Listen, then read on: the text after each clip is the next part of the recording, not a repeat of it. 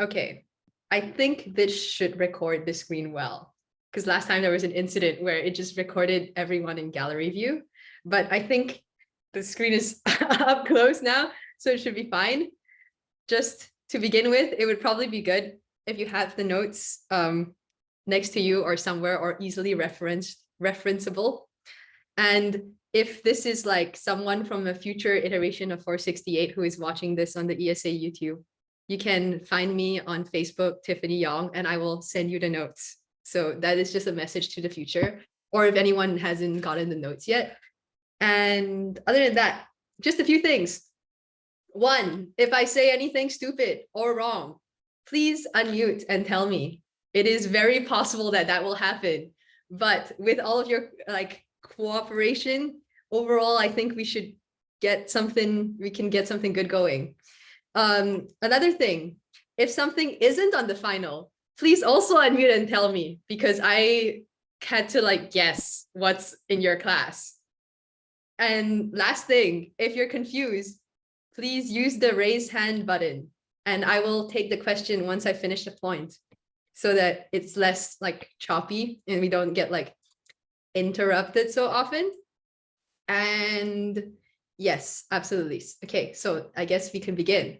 So I'll start with what the purpose of regression is, which might sound really stupid, but I'll do it anyways. Okay, so the purpose of regression is you're given a bunch of x's, right? So you have x, whoa, how do you write? Oh, I have the eraser on, sorry. You're given a bunch of x1, x2, ... to xk, and you want to predict y. So you're basically modeling the effect of these x's on y, right? So we're given some examples of pairings of all of these xi. So we're given yi, and then we're given x, is it regressor first? Yeah, okay. x1i ... xki. And then that's basically how we learn how the x's affect the y's, right? So more importantly, when we write a regression in terms of this, yi equals to beta 0 plus beta 1 x1i plus ... plus beta k x ki plus ui, we're assuming that there is no correlation between u. Whoa, what just happened? Sorry. Between the u's and the x's. So this allows us to properly decompose the effect of all of the x's and the u's. And so this is not saying that the effect of u on y is insignificant. It's just saying that we're allowed to ignore a lot of variables if we specifically want to find out what the effect of all of these x's is. Why does it keep doing that? Sorry. If we want to find out the effect of all of these x's on y. And so we're ignoring all of the other variables. So for example, if I'm trying to figure out, will it rain tomorrow? If I was some omniscient being who could model every single atom in the universe, yes, I can definitively tell you, will it rain tomorrow?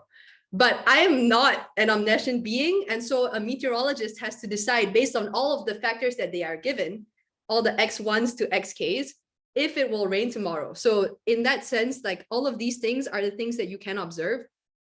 And then this is the thing that you want to find out the impact of all the x's on y's for. So that's all of this to say that we're trying to decompose the effect of x onto y. And then there's a bunch of stuff that we want to ignore or we cannot ever model, and then we throw them all into u. But you can't just throw everything into u. So we have some, with the procedures that we have with the ordinary least squares regression, we have some assumptions. So the assumptions we have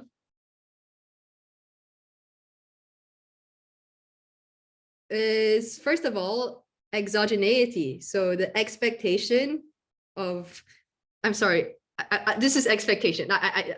Expectation of ui given xi equals to 0. Why do we want this assumption? So the most important reason why we want this assumption is because we're trying to model y given x, right? So when we're taking the expectation of yi given all the xi's, I'm not going to write them all out because that's, yeah. We want to get this equals to beta 0 plus beta 1 x 1I plus dot dot dot plus beta k x ki, right? So how do we get that? So what we do is we take the, so we want this, right? And this, in this way, we can predict y with the x's. And so the actual value of the expectation of yi's given xi's equals to the expectation of beta 0 plus beta 1 x 1I plus dot dot dot plus beta k x ki plus ui. And then you decompose this effect into beta 0. This is a number, so there's no expectation, doesn't matter. Oh, sorry. This is a mistake. This should be given the xi's, right? And so not only that, but if you're given x1i, then the expectation of that is just the value that you're given. So then you can take out beta 1 x1i, and then you do that all the way until you get beta k x ki. But then you have the expectation of ui given the xi's left, and this is left over. And so since we know from before that this is what we wanted, then we have to, in order to turn this into this, then we need this to be 0. And that's how we can accurately predict things. And so that's the first assumption. That's the one of the more useful assumptions, and that's the one that's most often broken, just because it's kind of a weird assumption, right? It's assuming that like given the information of x, then everything, like if you're given x, then everything that of which like u happens is more or less random. Oh yes, okay. Refresher, got it. Yes, okay. So next assumption, IID, yeah, and then the other assumption is that large outliers are unlikely, and then the final assumption is no perfect multi-collinearity.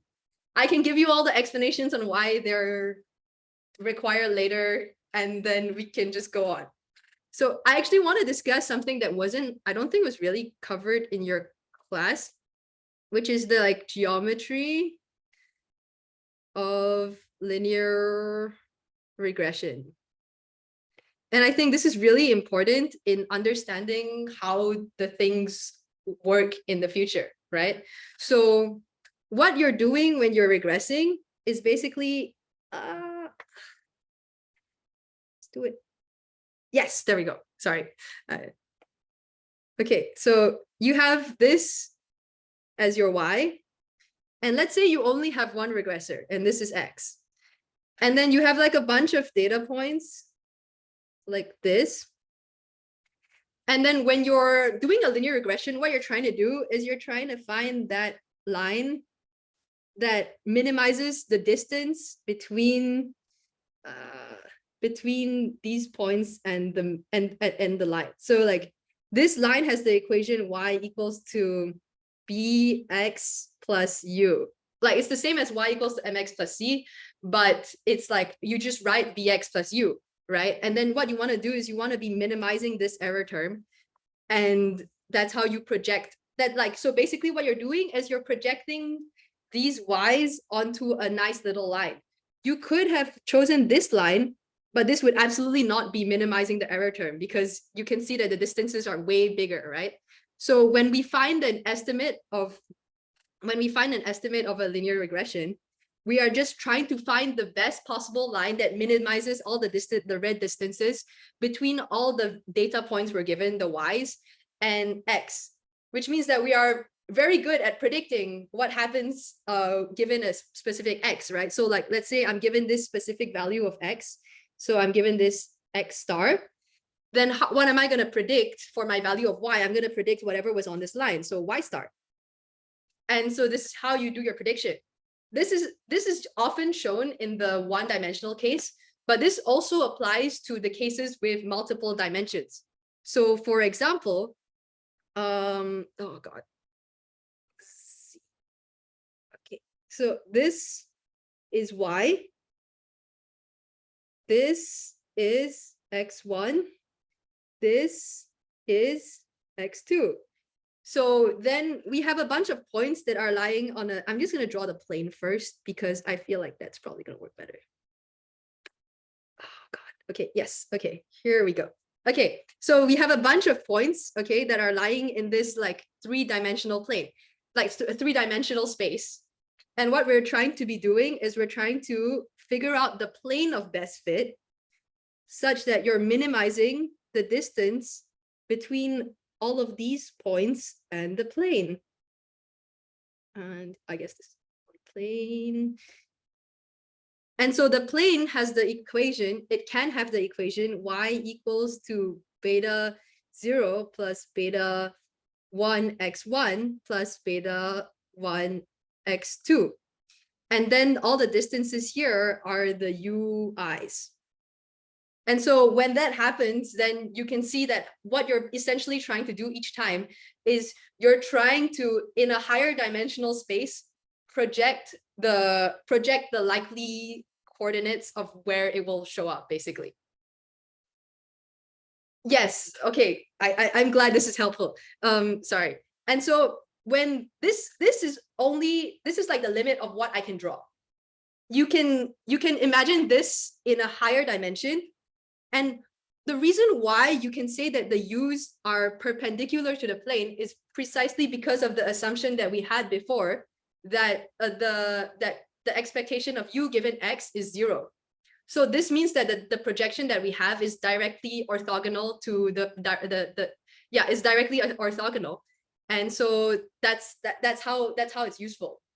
If we didn't have that assumption, then the plane would start to go askew, because when we perform the least squares regression, what we're doing is we are finding the best plane. So if there was any correlation, like if the actual values of u's was like this was the actual u, we would still assume when we do the procedure that they are orthogonal. So since we are assuming that we're just given the data and we're just trying to say, like, assuming it's all at right angles, what is the best possible plane to put there? That's why when you violate the assumption that the expectation of u given x is 0, then you get the wrong plane, because now it thinks that it should be this, like it should be this point instead of this point. And so, yeah, so like the same thing applies in higher dimensions. The only way I can draw that would be like, assume that this is the vector of y, and then this is the vector of x beta, and then sorry, this is the vector of x beta, and then this is the actual value of u, but then we project down to get the residual u. And so that's how we decompose it. And like since we get it all at right angles, then overall it averages out for all of these u's to have like an average of 0. Does that make sense? I promise that all of this makes everything easier to understand later. Because like everything like the omitted variable bias, it all comes back to this picture that you draw, that once you like when the OLS is just a, yes, so when we do the OLS regression, we are assuming that all the UIs are perpendicular to the plane, and we are finding because we are finding the plane that minimizes all of the distances. And we have shown that, like in, I think probably a long time ago, we have shown that the best way to minimize distance is to be perpendicular, right? And so That's what really happens when you're doing the OLS procedure. And that's why if it's slightly askew, or like if the expectation of u given x is not 0, then we start to have problems because we're assuming that it's 0, and then we're doing the decomposition. When we have y, we're really decomposing this vector into two things, x beta and u, right? So the only way we can decompose them into x beta and u is if they were orthogonal and if the expectation of u given x was 0. Does that make sense? Okay, I will assume that makes sense and go on. So I guess we could move now to the omitted variable bias. So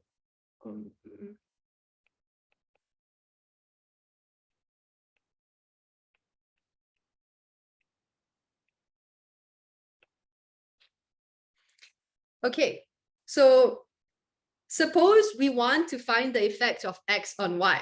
Like, you know, that's like I guess the whole purpose of the regression, or we want to find a value of y given all of the x's that we have.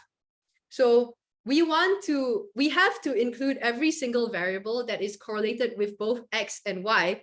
Otherwise, you'll get the omitted variable bias. So let's assume that here's the ground truth. Okay, like here's what is like here's the actual machinery in the world that creates y. So y equals to, let me make sure that I'm using the same notation as I did. Okay, y equals to beta 0 plus beta 1 x plus beta 2 z plus u. So this is the truth, right? This is what y is modeled after when y was determined in the universe. And then suppose that you accidentally thought that like maybe you have z and you threw it out.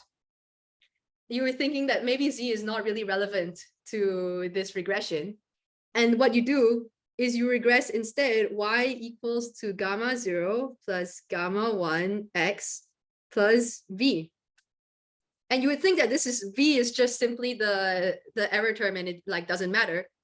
But you can see that the correspondence between these two equations is that v would be equal to beta 2z plus u. And so now we have this beta 2z plus u hidden here that we didn't really know was there because we were assuming that we will only need to regress with x, right? And this isn't actually a problem if there is no covariance between x and z. But if there is a covariance between x and z, then we start to have problems. And the reason why is because part of the effect of z on y is now interpreted to be the effect of x on y. And so like this okay, for example, if you're selling a second-hand car and you want to figure out the effect of the age of a car on the selling price, there are some variables we can ignore and some variables that we can't ignore. For example, one of the variables that we cannot ignore is the mileage of a car, because a car that's super old and has not been driven before versus a car that's old and has like been driven every single day of its life, they command very, very different prices in the market. Not only that, but damage on the car. If you had an old car, but it was in perfect condition, versus you had an old car and it looked like it had been through like some sort of grinder and like it was super banged up, they would have really different prices, right? And you can see how the age of a car is very much correlated with how much damage there would be on it and how much mileage that would be on it. So if we only added, like if we were only regressing y, like, okay, so y equals to like price equals to gamma 0 plus gamma 1 age of car. plus V, then it may seem like the age of a car is super duper important, because you're like, okay, like the age of a car is like, people are really caring about the specific age of this specific car. But maybe if you decompose the regression into price equals to gamma 0 plus gamma 1 age plus gamma 2 mileage plus gamma 3 damage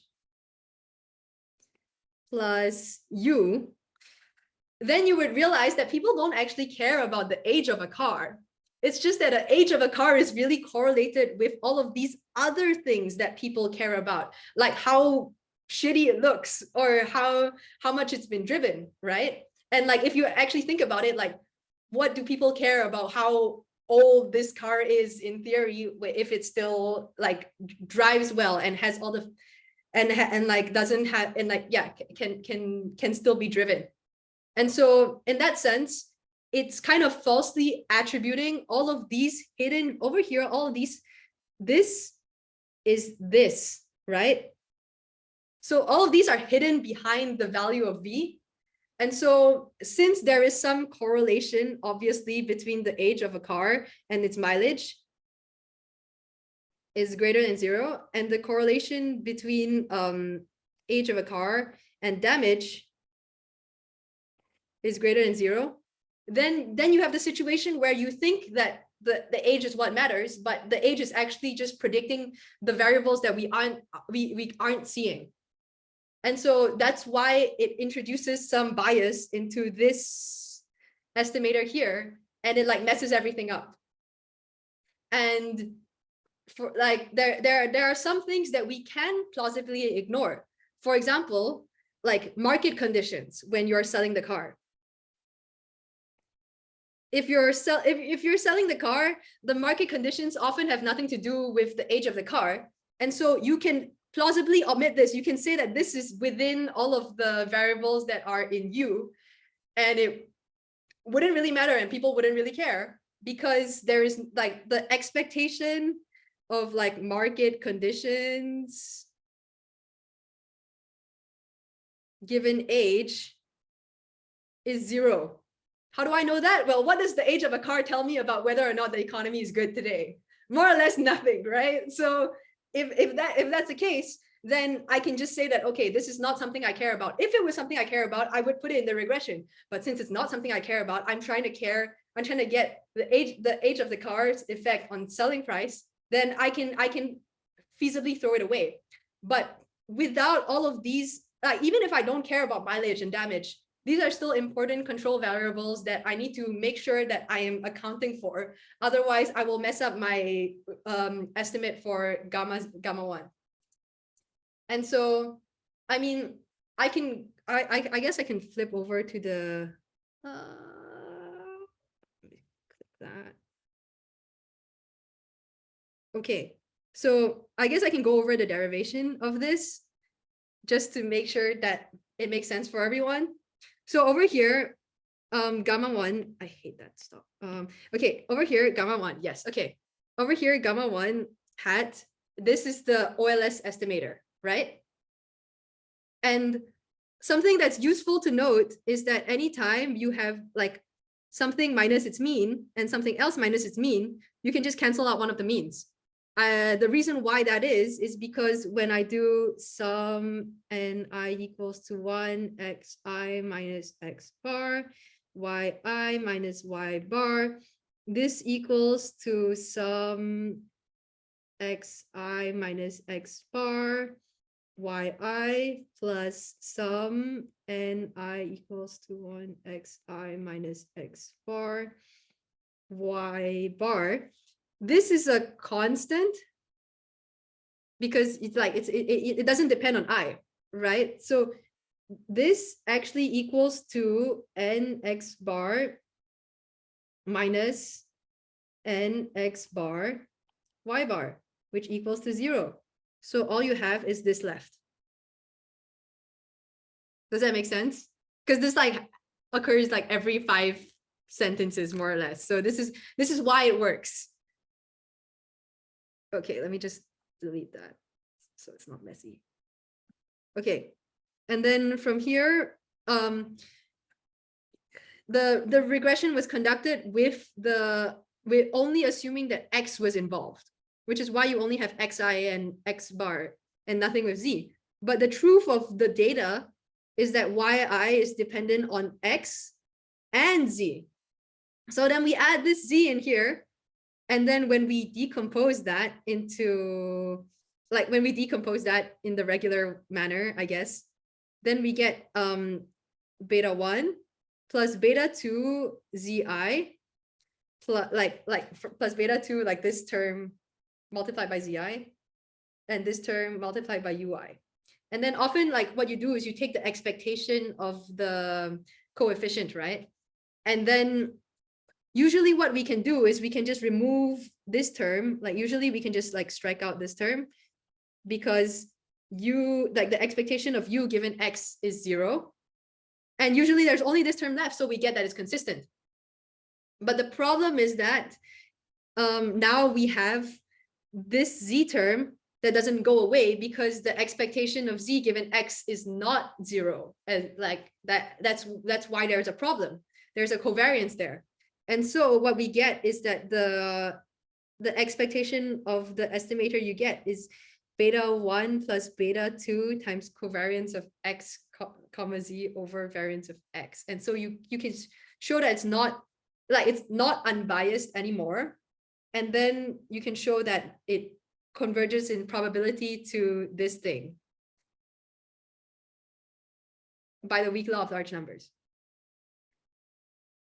And so yeah, that's why that's bad. Yeah, okay. And so I guess what else? Yeah, so that's what happens when you omit things. But also we want to strike a balance between including everything and the kitchen sink into the regression and omitting important information, right? Because when you throw everything into your regression, like everything you could plausibly know, including like market conditions, everything, you get a lot of regressors, and you don't get you want your data, your amount of data n, the ratio of that to k, to be as high as possible. And why is that? So for example, let's say for each data point you had one regressor, then it would be completely stupid to run a regression, because what it would end up modeling for would be, is each coefficient will stand for, is it this specific data point? If yes, then let's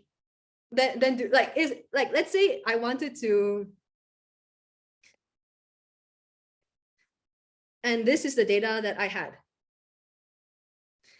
If I was allowed too many regressors, what I could potentially do was this. And this is the perfect OLS line. It is perfect because there is no deviation between the line and any of the points. Yes, of course, it feels like it works great. And the more dimensions there are in the x's, the more regressors there are, the more it's possible to literally just do this.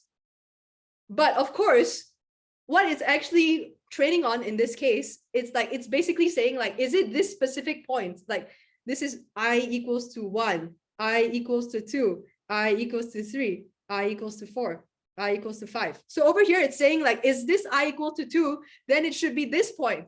Is it I equals to 4? It should be this point. And then everything in between, it just kind of draws a line in between them, right? So if I actually had a proper data point that I did not train on, then let's say I had a data point over here,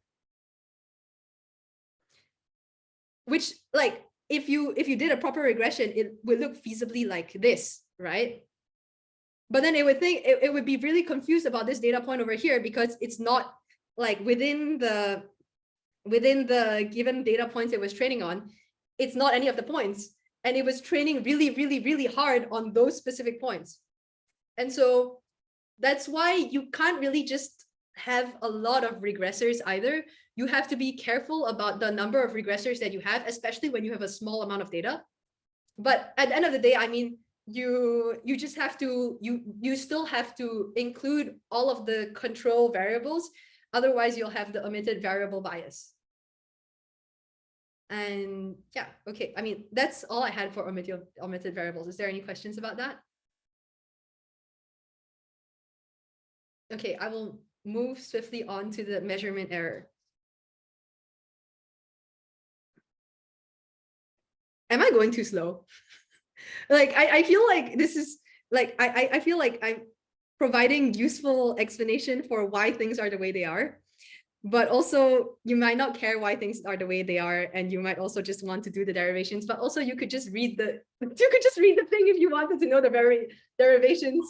I don't think there's anything special I can do other than drone on about like drawing stuff. I don't know. Okay. This is great. The only thing is that the professor tests us specifically on the derivations. So he's like, if you have a situation, what does the equation look like? So this is really good like background knowledge, but when we get to the stuff past midterm, we need to know like the actual equation. And wait, this is not past like midterm? Okay, yeah, you got to omitted variable bias, which is past midterm. Okay. But like we need to know, like for example, you showed earlier, right? So you have yi is equal to blah blah blah. Where do you get? Reason why I'm doing this. I think that all of you are smart cookies, and if given like the reason why things work, you would be able to better remember the final answer. No, not better remember the derivation. Whenever you're deriving things, getting to the final, knowing what the correct answer is really important, because otherwise you could be stuck trying to prove something that is not true. So if you understand the mechanism of why things are the way they are, when you are looking through the derivations, you'll start to see the same patterns happening over and over again. And then that makes it much easier for you to study. And I mean, what I would say is that given the end point and the starting point, based on whatever you remember, put stuff in and don't be afraid to skip steps. And just like, if you know where you're going, and you know where you're starting, and you kind of know the mechanism of how things happen, then you can just kind of like jump through and it goes a lot smoother. And so like, I think like it's useful to know why things work, and that helps you with like figuring out what works and what doesn't. I think it would be helpful just like as you continue, can you put like the starting point equation? Like, for example, when you did the omitted variable bias, you put yi is equal to beta naught plus beta 1 plus beta z. Good. That's helpful. I will do that. Clemence. Yeah. Hi. Are we? When are we getting rid of the beta naught term? We do it when we take the expectation. Yeah, because what happens is like. Where in the lecture notes? Sorry, let me just. I was trying to look at the page 12. Page 12. I'm very good at this. Okay. Oh, over here we got rid of it. Because, okay, perfect example. This is a perfect example of what we just covered. So ni equals to 1 xi minus x bar times beta 0. Beta 0 is a constant, right? So this equals to nx bar minus nx bar times a constant, which equals to 0. Does that make sense? Yeah. Perfect. Thank you. Okay. Epic. Awesome. Okay, so, oh, Sarish, yes. Yeah, sorry. If you could just go back to page 12 where we just sorry. I jumped away too fast. Yes. Yeah. No, so for B1, like you have xi minus x bar xi divided by xi minus x bar whole square. So how does that simplify to just B1? The exact same thing as okay, look, there is one trick in this entire damn class, okay? So sorry. So xi minus x this square, this equals to I equals to 1, xi minus x bar, xi minus x bar. Remember how I said you could just cancel out one of the means? Then what we get is that this equals to n Okay. equals to 1 xi minus x bar xi. Yeah, that makes sense. So there is literally one trick that is tricky in this entire class, and you just like keep doing that again and again. Like whenever you see something with like xi minus a mean times something else minus its mean, you can cancel out one of them. When you see it without the mean, you can add the mean there. So it's the gift that keeps on giving. And so yeah, that's how you derive. A lot of the things rely on that same trick used over and over and over. Once you see it once, you kind of like you get it, you know? So yeah. Okay, so next thing, measurement error. So we want to find, like I've already said that regression is that you're given X and you want to find predictions of Y. And the way you learn the coefficients, beta, like, so you get Y equals to beta 0 plus beta 1 x1 I, x1, let's just go, plus now the dot plus beta k xk plus u, right? And then the way that you learn all of the coefficients is that you get a bunch of y's and you get a bunch of x's, and then you're like, okay, how do I best put in a line over there or a plane over there or some higher dimensional entity over there that it minimizes all of these u's, right? But this is assuming that the data that you're given, the x's, are good. And so if the x's that you're training on are bad, then you suddenly get bad predictions because you were learning based on bad data. And so I guess we can move back to the proof of the measurement error, just because, okay, so let's assume that we're given like this, like, so xi, this xi with no tilde on top is the actual x's. And then we have a bunch of noise over here, vi, where the correlation between xi and the noise and ui and the noise is 0. You might feel like, okay, well, then there's no problem because the correlations are 0. But that would not be true because, yeah, again, it's okay for y to have noise because we are expecting that we won't have perfect predictions of y. But if the things that you're training on are wrong to begin with, then like have problems to begin with, then it's bad. So first of all, we have the truth is that yi equals to beta 0 plus beta 1 x1 plus ui, right? But then yes, sorry, yeah, this is a truth, right? But then our actual regression is us not knowing the actual truth, and then we accidentally have the tilde in here. I feel like there's a typo here. Let me figure out what the typo is. Yeah, I think it's there should be like a tilde on top of xi Yeah, over here. under our actual, yeah, exactly, yeah. Yes, thank you. I'll figure it out later. Anyways, so our actual regression is that we don't have the x1s. We can't see them, we can't observe them. We only observe the xi's, right? So our actual regression is us turning is this is basically the same as above, except I was right. This was this. Oops. It's this. Yes. So wait, no, hold on. One second. I think the last part, there shouldn't be a tilde on the x because you've already taken out v.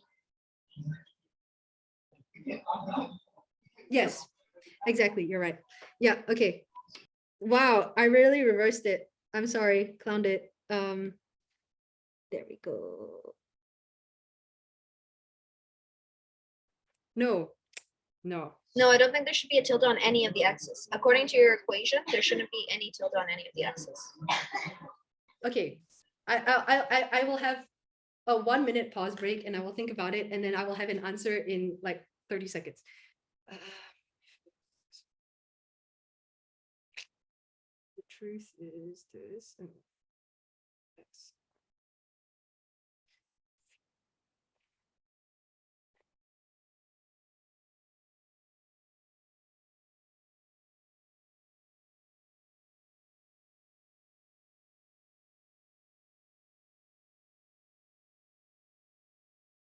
Okay, got it.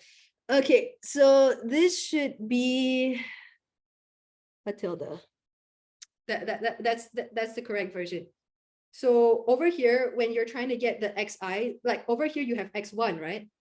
So x1 equals to x1, like xi tilde, like x1 tilde minus vi.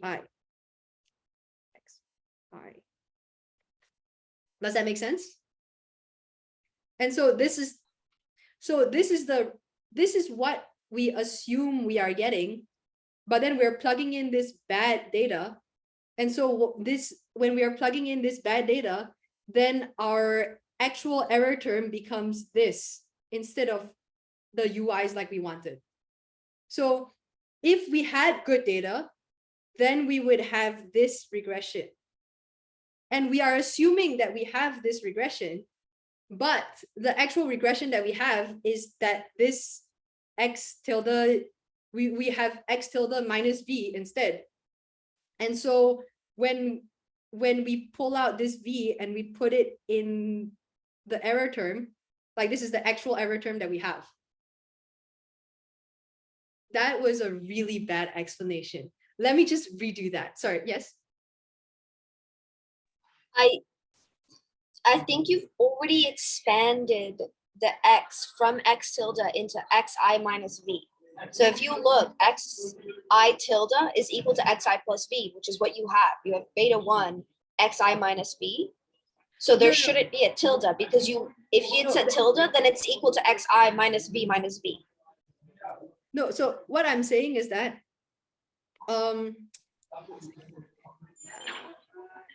okay, so what I'm saying is that this is the truth of which our OLS is, the OLS thinks that it's this, okay? And so it's trying very hard to regress it like it is this. But x1 is actually xi tilde minus vi. Even though but you've already opened that up. So what it should say above is yi is equal to beta naught plus beta 1 x tilde plus u. And then you open it into xi minus v. No. Because this u is the good u. This is the u where the u is uncorrelated with the x's. Okay, so this is the version that we want.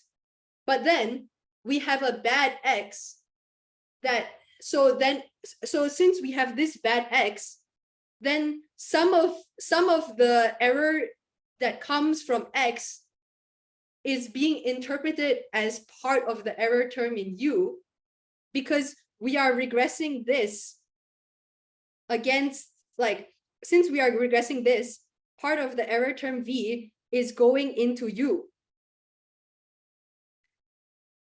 Yeah. Why is it only part? Why is it not the whole thing? Because we are given still x tilde at the end. Shouldn't it just be beta 1 x? That's what we have ended up regressing. So this is the ideal situation, but this is what has happened. So since we are only given xi tilde.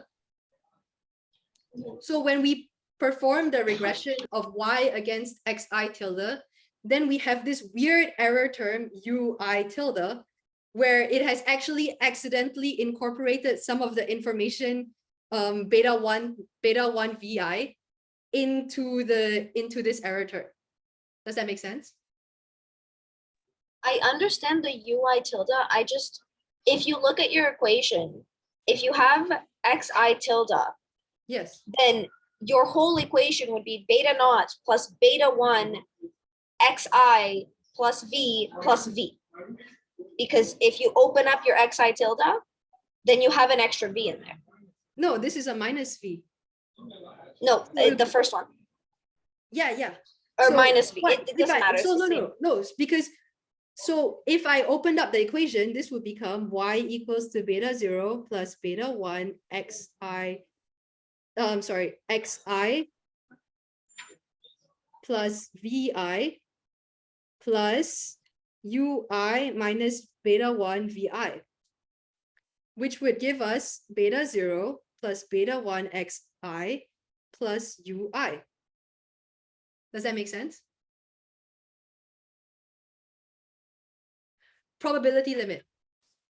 Sorry, like over here, this is multiplied by bi, like b1, right? Like over here, this goes here, and this goes here, and they cancel out. I just don't see where you got an extra v from if it was x tilde in the beginning, and now you have x tilde and u tilde. Why did the v go onto both? No, but the v is, so over here, the reason why, okay, so let me just delete all of this. Okay, over here, this is x tilde. So this is the truth, right? Like, oh, this is the truth, right? And so when we are rewriting the truth into what we have, then we rewrite x1. This is x1, by the way, sorry. We rewrite x1 equals to x tilde minus v, right? And then we move this v over into the u. The reason why we move the v, like beta 1 v into the u, is because when we do the regression, it's going to assume that it's going to be performing this regression because we have x tilde. Does that make sense? Like when we are performing the OLS, it's going to be optimizing based on x tilde. And I so see, it's because throwing- OLS thinks it's x1. Exactly. So it's throwing Okay. the v into the residual. And now this residual is a bad residual. Because over here, you notice that there's a B1 in there. And that's bad because now it's like self-dependent, right? It's not a good thing. And so then we have that these squares regression, like these squares assumption that expectation of u given x tilde, like u tilde given x tilde, because we're performing OLS on this, but this is no longer equals to 0 because the expectation of u given x, like u tilde given x tilde, is the expectation of u tilde given v, since there is a v in x tilde. And then over here, we know that u tilde equals to this thing. It's not just ui anymore. There's also a minus v1 plus minus v1 times b1 times vi. And so when you take this expectation, you get minus b1 vi. This should be a minus. Jesus, I really did not do this well. Okay. And then that is not equal to 0 anymore. And so how does that create problems? Well, when we take the limit in probability, this is the probability limit, by the way. And we know by the weak law of large numbers that the limit in probability equals to the expectation, right? And so it's the same as before. We have like from 2.3, let me just jump really quick to 2.3. We know that this expectation equals to this, right? And so going back, okay, I probably shouldn't do that. It doesn't. Okay. Going back, then we have this, we have the tilde versions of all of these. So we have xi tilde minus the mean of x tilde times u of tilde. And when we take the expectation of this value, the expectation of this value is the covariance of x tilde with u tilde divided by the variance of x. Usually what happens is that over here, the covariance of x and u is 0. And then we can just say it's 0 and it's consistent and it's perfect. But over here, it's not 0 anymore. And how you can see that is that you can write u tilde I equals to ui minus beta 1 vi, right? And so the covariance between x tilde and u tilde would be the covariance between x tilde and u minus the beta 1 times the covariance between x tilde and vi. And then what we get here is that you get this value, like from before. This you get this value, which is you get this value, which is obviously not 0, because obviously there is a covariance between vi and vi itself. That's just the variance of v. It doesn't matter that there's no covariance between x and u or v and u, right? This term cancels out, it's fine. But over here, the covariance between xi plus vi and minus vi is minus the variance of minus the variance of v. And so over here you have the variance of x tilde, then you get variance of x plus variance of v. And then you finally get this, which is obviously not beta 1. And so then we can see that beta 1 is biased towards 0, which is bad, and which is why measurement error is bad. Because because when we are training on this bad data, then we have these bad estimates. And when these estimates are biased, then it brings you closer to 0. I think in the chat, you mentioned that best guess wasn't covered because like it rarely happens. Was it covered in class? Okay, I'll assume not then. He just like mentioned it briefly, from what I remember. But Yeah. he told us that because it doesn't happen in real life, so. Exactly, that was what I was gonna say. It never happens. Like it doesn't. Yeah, yeah. The assumptions are very hard. Yes, Sherry. You sure? Sorry. Could you go over how you were able to, in the second step, beta 1 plus covariance of x1 xi plus blah blah blah minus beta 1 covariance of xi plus vi? How did you get the second term?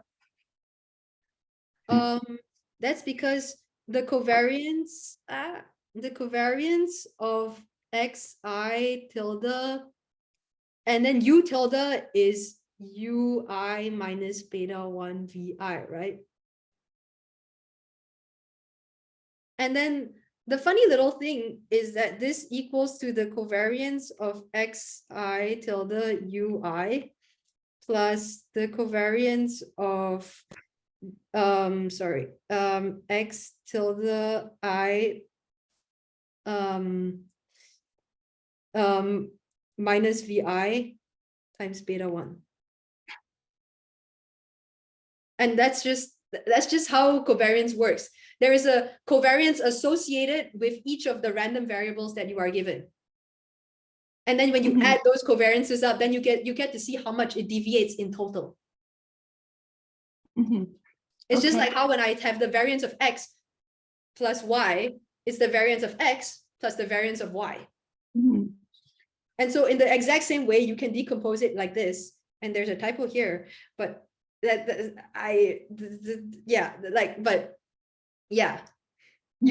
see how it worked, right? Wow. Okay, thank you. Wow, I was thinking that I would be done really quick and be like twiddling my thumbs, but no, I am so behind. Oh, okay. I mean, missing data, there's not much I can say other than what's already here. Missing data, there's a few different types. Missing completely at random is when they're missing for reasons that aren't related to X or Y. This is okay, this is expected because the whole point of statistics is that you are drawing inference from a smaller sample of people. So if there was no missing data, then there would be no point in doing any statistics. You would just already know the answers. Yes. Can you explain the stronger assumption of covariance of x and u is equal to 0?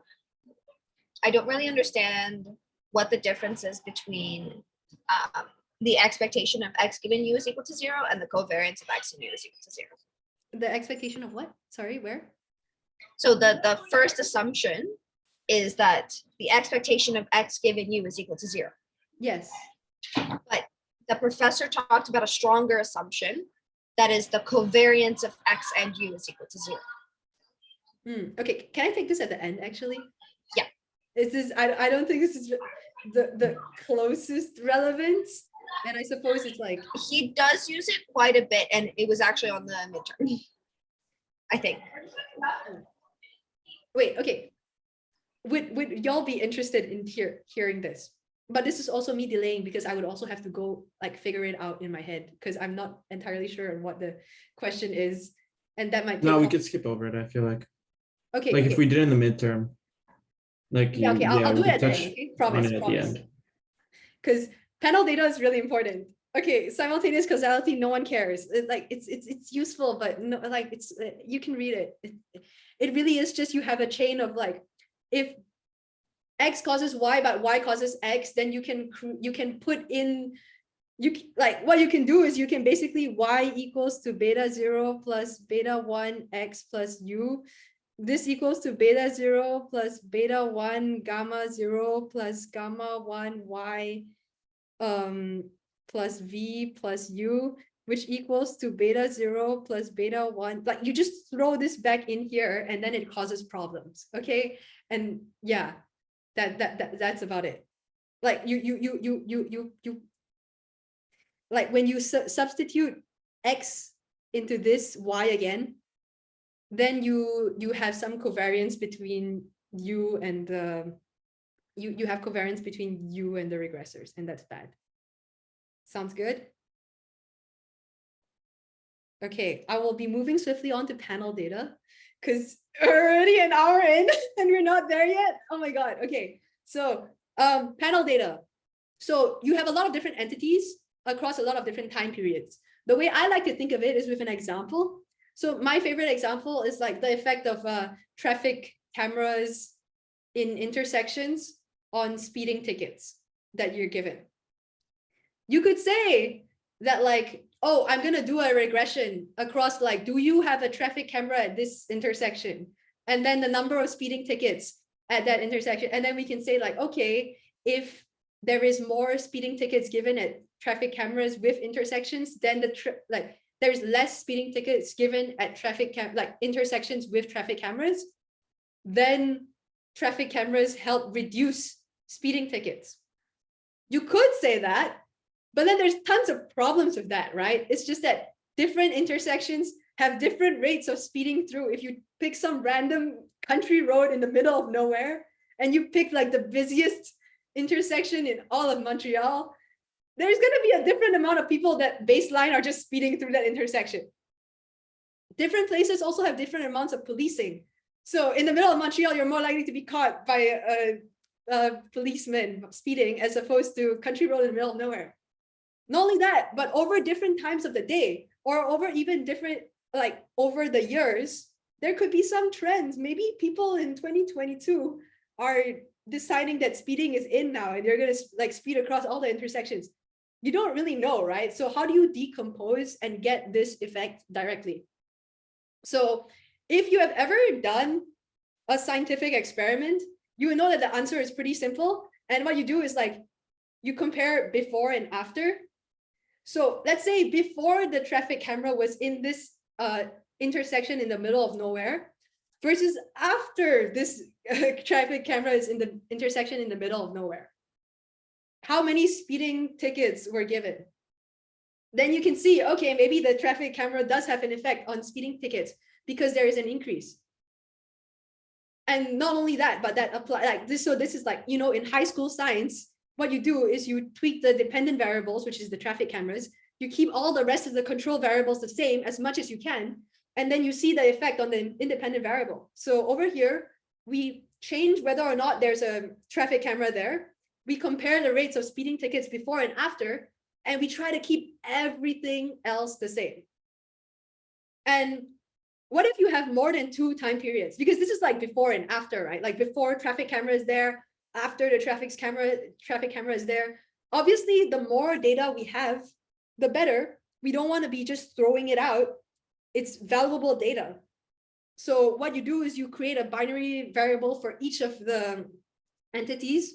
So you can decompose the specific effect of being for one in the middle of nowhere, and for two, for being the most busiest intersection in the middle of Montreal, right? And so over here, mathematically, how we would do that is that we have data. So let's say that this is the number of speeding tickets, and that's what we want to find out. Here we have xi. We can say, is there a traffic camera there, right? At this on this given date. That's why it also, like on this in this intersection in the middle on that date t, is there a traffic camera there? And then zi is the fixed effect of being in this intersection, whether it's in the middle of nowhere or it's in the busiest street ever. And then what we don't like is this zi over here, because we want to find out the effect of traffic cameras, period. We don't want to say this is the effect of traffic cameras when you put it in this intersection, and for each specific intersection we have a specific, like we have a specific effect of the traffic camera. We want to just say that overall in intersections this is kind of what happens, right? And so what we do is over here we take the before and after. And then when we take before and after, since the effect of being at that intersection is not dependent on time, then we can just remove it. So when we take the change, this is the same like analogy as I gave before. So like, are there any questions about that? Okay, then I'll move to more time periods. So when there are more time periods, our data is still, same form. Oh, wow. Oops, sorry. Our data is still of the same form, right? We just have more time periods, like t can be 1, 2, 3, all the way until big T. So what we do is we create this new value alpha in each, and we say that this alpha is the entity fixed effect. And so this is the effect of being in this intersection here today. Instead of just canceling it out by minusing, like by removing the effect of like one other, like by doing before and after, you're just removing this effect, right? Over here, what you can do is you can rewrite it into binary variables. So over here, we can say like gamma 2 times the indicator that we are in intersection 2. And then gamma all the way until gamma n times the indicator that we are in intersection n. And then we can both get the effect of being in this specific intersection and also have accounted for what intersection you're in, so it doesn't affect our estimates of beta 1 to beta k, right? But this is also kind of a bitch and a half to, this is a pain to calculate. Alpha is the fixed effect of being in a specific intersection. Yes, that's correct. But this is a pain to calculate because now you have a variable for each of the entities that you have. Like that's horrible. Like how many intersections do you have in Montreal? If this was actually a regression that you were trying to do, you would easily blow by all of your compute power really quickly. So this has like k plus n regressors. We never want to have n in the number of regressors that we have ever. So the better version of this is to use the entity demeaned OLS algorithm. So before, what we did was when we compared before and after, we did zi minus zi, right? Alternatively, what we can do is we can do zi minus z mean. And the reason why this works is because when you sum over all the n of zi minus z mean, you get 0. And this is just the same thing again, right? And so when we remove, so basically when we remove the mean of so we remove the AIs minus alpha I minus alpha bar, and then this alpha bar is actually equal to alpha I on its own because we are summing over the t's. Sorry, this was actually a wrong explanation. Let me just delete that. I don't want to confuse you, so I'm just going to say when I did something wrong. So when we do the entity demeaned OLS algorithm, we're summing over, like we're taking the mean over all of the time periods. So for each of the effects, we're removing, sorry. Yes, okay. For each of the variables, we're removing the mean from it.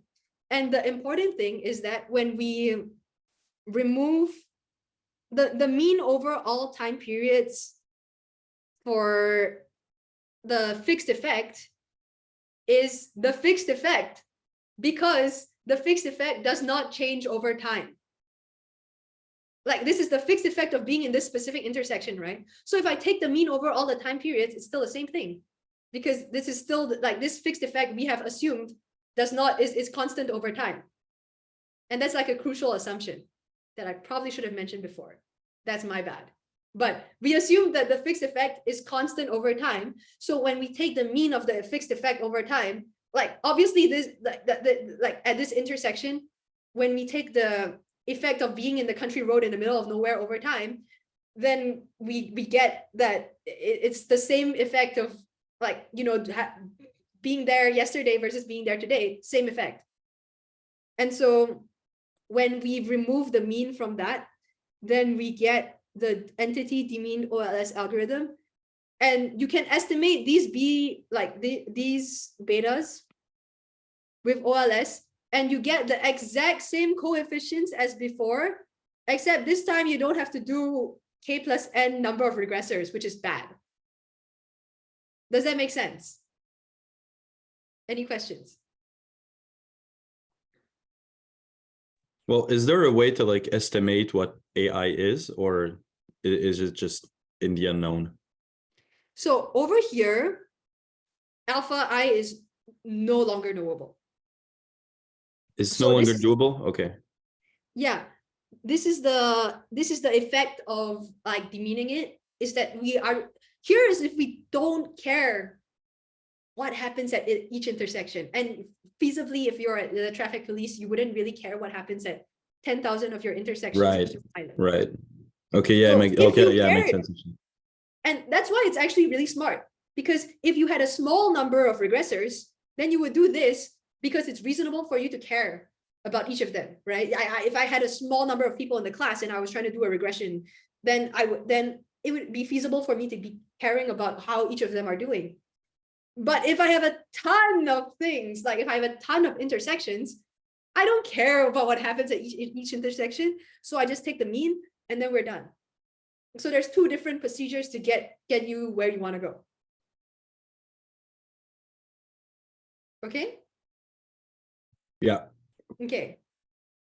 So the same thing, the exact same analysis applies for time effects only, and you just compare across different entities.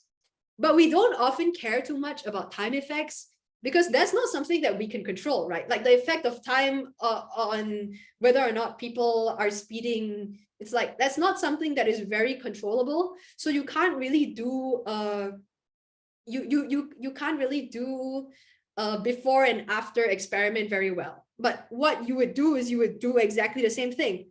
Like I would decompose it into, here is what happens at time 2.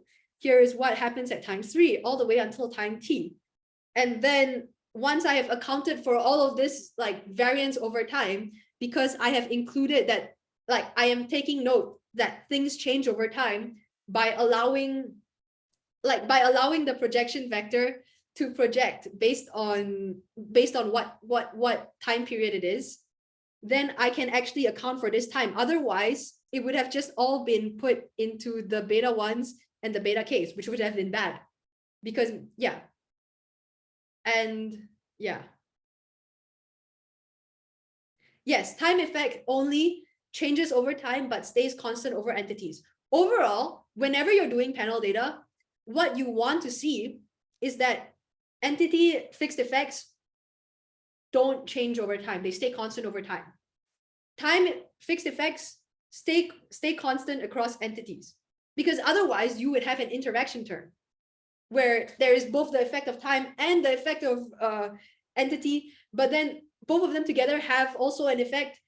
And then what you're doing is basically you would be creating a special case for each of the intersections everywhere.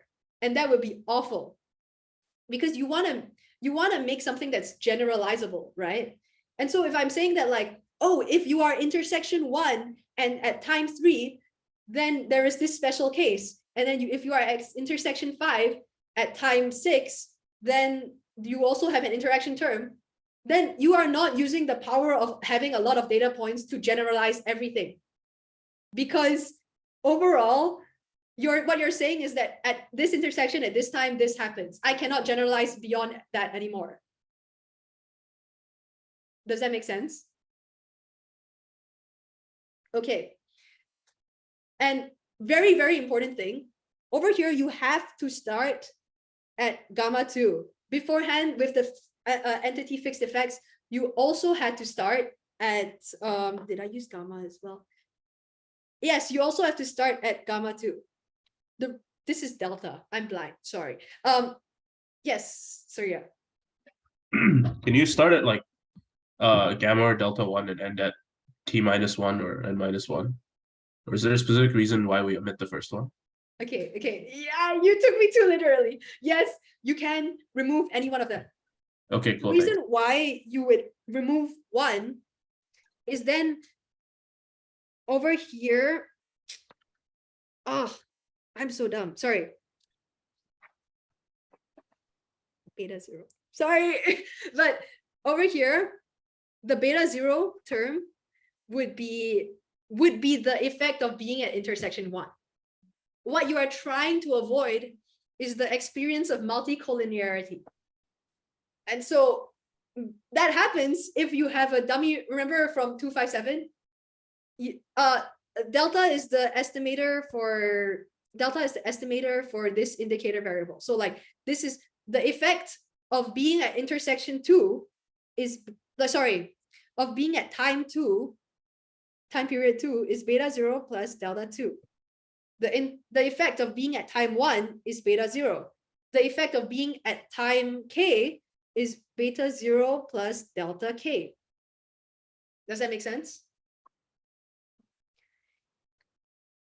But Yeah. it's the same principle over, like, remember in 257, like he mentioned that you have to remove one of the variables in like when you're doing a dummy regression, you cannot perfectly specify every single case. You have to remove one case because the intercept is also there.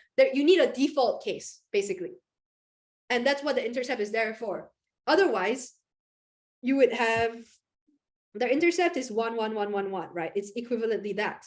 And then if I put 0, 1, 0, 0, 0, like this is what the dummy variable actually is. This is t. So at 1, this is 0. At 2, this is 1, and this is indicator t equals to 2. Clémence? Yeah, what does the beta 1 coefficient mean when it's like the demeaned version? Like when we get rid of like the fixed effects? When we get rid of the fixed effects, it's the exact same meaning as over here. Okay. Okay, so okay. Thanks. And it makes sense, right? Like when you're isolating with a before and after example, you're only removing the effect of the thing that stays constant over time. So you're like, otherwise you're just removing a constant. It doesn't really change the effect of it. Like if you're just removing the constant, this constant over here, or this constant over here, minusing a constant doesn't change the effect of whatever this is on y. It's just removing a constant. Thank you. All right. And then here's the thing, difference in differences. All I can tell you about difference in differences is that like why it's algebraically true, because a lot of it is just like algebraic manipulation. Okay. So over here, what you do is you want to get rid of both fixed effects and time effects. here the fixed effects are the alpha i's, as we talked about before, and the time effects are the gamma t's. Over like I means that it's dependent on the entity, t means it's dependent on time, right? So what I do first is I take the mean over all time, like I take the data minus the mean over all time periods. And then I take the mean over all entities minus the total, the grand mean. So the reason why I would do that is that, first of all, my first aim is to get rid of the alpha i's, right? So if I want to get rid of the alpha i's, over here, if I don't take the mean over all the i's, then alpha I minus alpha I would just be 0. And then I get the gamma t minus the mean of gamma. And then over here, if I take the mean over all the i's, then I get the mean alpha minus the mean alpha. And it's removed, which is very nice, right? Not only that, but if you notice over here, the actual data, you have the actual data for the time effect. And then over here, you took the mean. And over here, you have the actual data of the time effect. And over here, you took the mean. So then over here, you have the exact same term, gamma t minus the sum over gamma, like the mean over all gammas, right? And over here, you have gamma t minus the mean over all gammas, right? And so when you take this difference minus this difference, wow, clown. Something magical happens, which is that you can cancel this out and cancel this out. And then all you get left is this really gross thing. But this gross thing doesn't have the fixed effect or the time effect anymore. So it's the perfect gross thing we want. Difference in difference works when n and t is greater than 2. Does it? I think so. I think it works. Yeah, it should work. Like it really is an algebraic manipulation, right? All you're doing here is you're like, okay, I take the mean over one side and I remove it. And I take the mean over the other side and I remove it. And then like, it cancels out and everything is nice. And that really is everything there is to be special about it. But like a better example to give intuition is like, for example, you're trying to find out if increasing minimum wage in New Jersey has an effect on unemployment rates. I mean, oh, sorry, Caleb. Yes. Okay, no, sorry, it's a super stupid question. What are the dots mean again? Like y t dot or y dot t? The reason why I put a dot there is to remind yourself of what you're taking the mean over. So over here, when I'm taking, well, the y, why am I doing it in the sky? I can just do it here. And when I'm taking y I dot, this means I'm taking the mean over all time periods of y, while still retaining the entity, like for each of the entities, I'm taking the mean over all time periods. Awesome, thank you. Okay, any other questions? I feel like it makes a lot of sense, more sense with an example, right? So you want to find out if increasing minimum wage in New Jersey affects unemployment rates. And the problem is that if I did before and after in New Jersey, I can say like, oh, you minus the, you take the unemployment after, you minus the unemployment before. That's the effect of raising the minimum wage. But let's say we raise the minimum wage and right after that, there's a recession. Then it's super easy for you to conclude, whoa, raising the minimum wage causes unemployment because the recession just happened. So not only do we do like before and after, we also do a counterfactual. So what they did was they picked a place right next to New Jersey, which is Pennsylvania. And not only that, but they picked the data from the counties that were neighboring each other. So it's literally like you have a 5-minute drive and you're in a different state.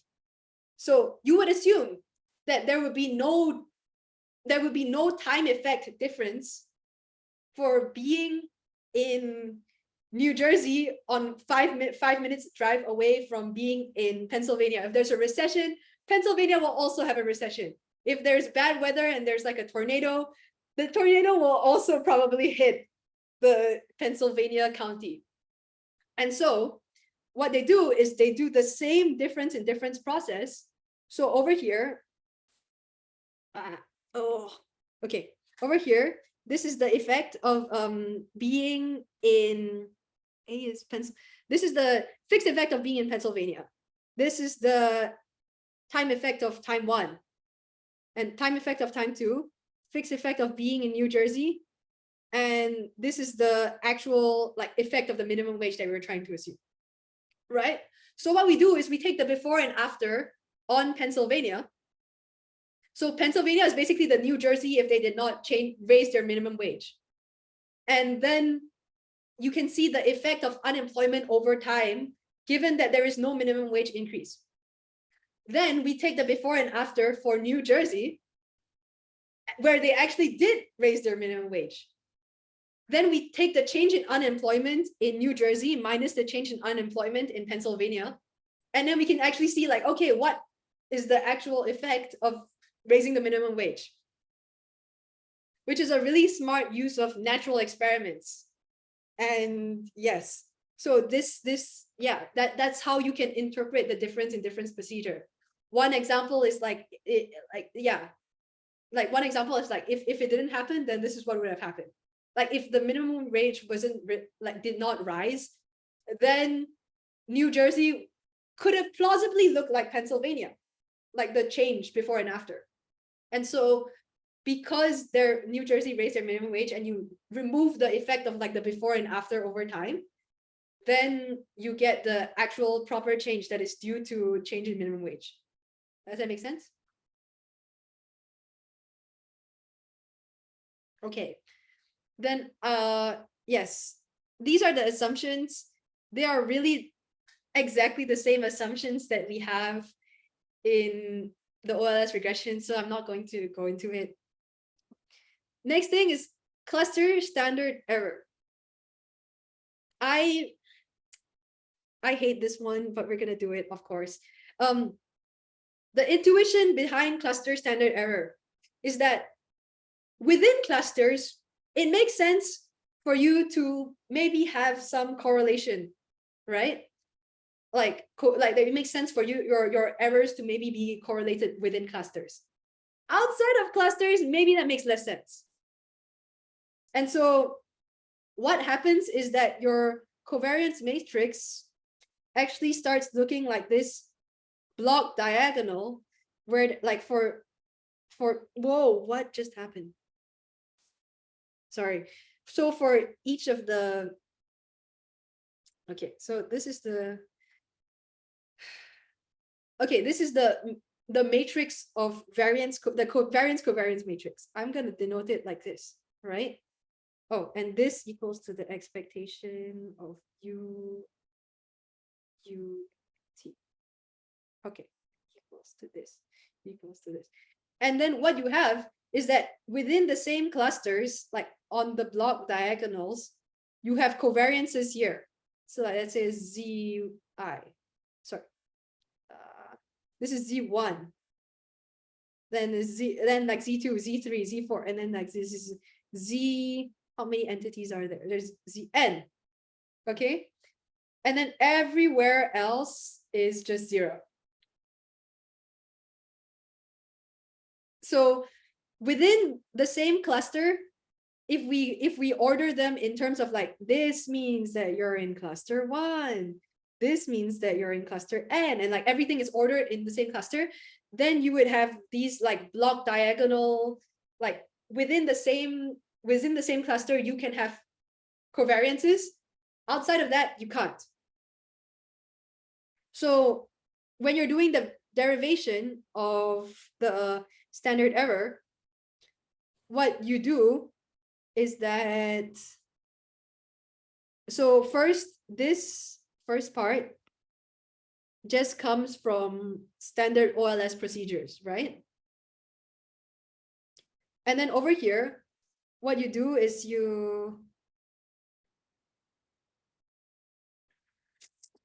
I noticed another typo, sorry. Okay, there's no square root there. But over here, what you do is you take the square root of, like you multiply it by square root of NT. And this is how you often get asymptotic answers. Like when you multiply it by the size of your data set, and then you put one version inside here and one version inside there, then you can, you're basically taking the mean over all the observations, both inside and outside. And this allows you to apply the weak law of large numbers. So it's really the same trick that you use over and over again. And yeah.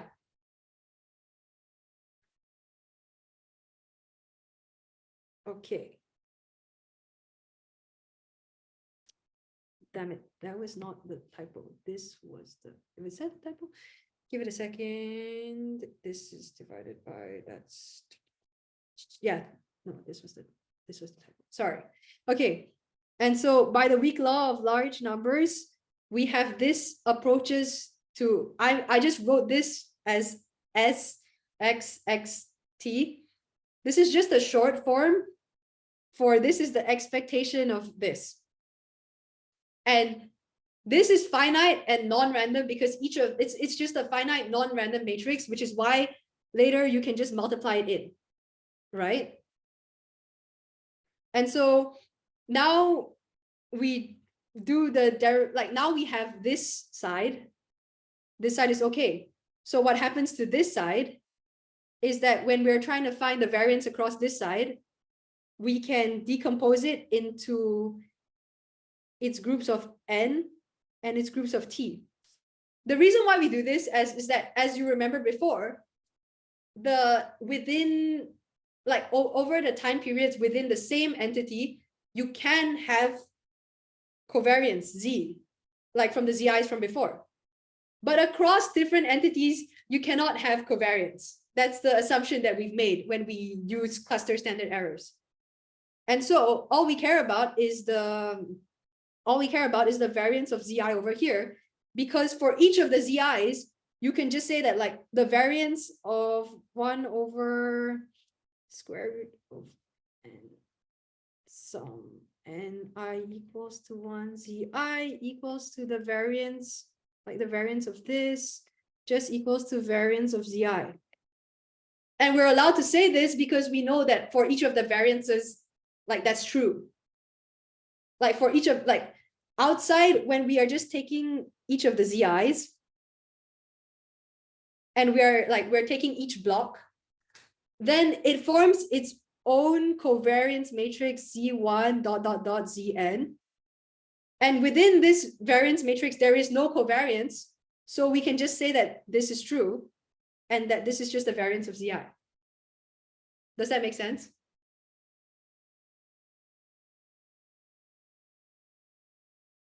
I need someone to say something there because that's a hard thing to get. Can you repeat that again, please? Okay. So okay. This is the variance covariance matrix over all of the observations, right? And we can create blocks. Okay, let me make the block smaller. Z1, Z2, Z3, ... Zn, where each of these blocks are of t size. So this is a t times t block. This is another t times t block. This is another t times t block. This is another t times t block. And the standard errors are only correlated within the same entity. That's the assumption that we've made, right? So this is all this is the covariance across the same entity 1. This is across the same entity 2. But between all the z1s to zn's, there is no covariance there because they're from different entities. Wait, so here when you're saying that it's a covariance matrix, like on the rows and columns, is it different variables or is it the same entity but through different time periods? So how we are ordering it here is okay, so here this is x11, x12 all the way until x1t. It's in here. Yeah, okay, and in the same box. x11 dot dot dot x1t, all in here. And then we go on to x21 dot dot dot x Okay, great. t in here. And so you can see that when you are multiplying the two matrices, you will only get positive values, like non-zero values, when they are in the same cluster, when they are in the same entity, which is why we can see that everything else is zero. Okay, because we know there can't be any covariance between different entities. Exactly. Okay, great. And so this allows us to use the assumption from before that the variance that the variance of this, like the variance of 1 over n sum ni equals to 1 zi. It's the reason why I'm spending so much time in this is because I'm fairly certain this is going to be on the final, equals to just the variance of zi. And that's because, as we have shown before, the zi's have no correlation. It's totally okay.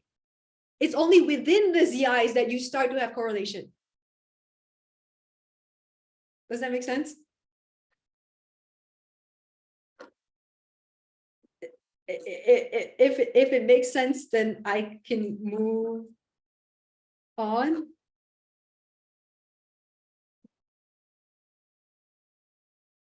Okay. And ZIs represent the entities, right? ZIs are for each, it's the covariance matrix within each of the entities. Okay. Perfect. So within each of the entities, it's okay for you to have covariance. And then we can calculate that and we can predict that. And that's what we do later. You know, we just do the same. Over here, you can't cancel out the covariance. And that's okay. It's within the same entity, you can have covariance. But over here, the reason why we can turn this into this without caring about the covariance at all is because there is no covariance, because we have assumed that across different entities, there is no covariance. Does that make sense? Sorry, could you repeat what exactly ZI is? Sorry? Could you just repeat what you said ZI was? ZI? Yeah. It's this.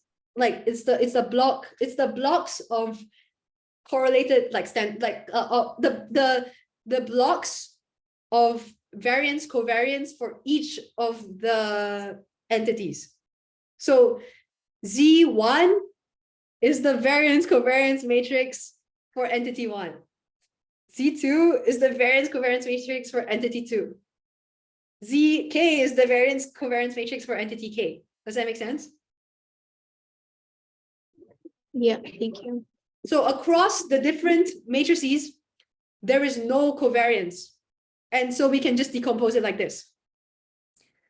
Within the variance covariance matrix of entity 1, let's say, there is covariance. We can't ignore this anymore. There is this covariance term that won't just go away, because within the same entity, you do have some covariances. And so that's why we have to estimate that using this.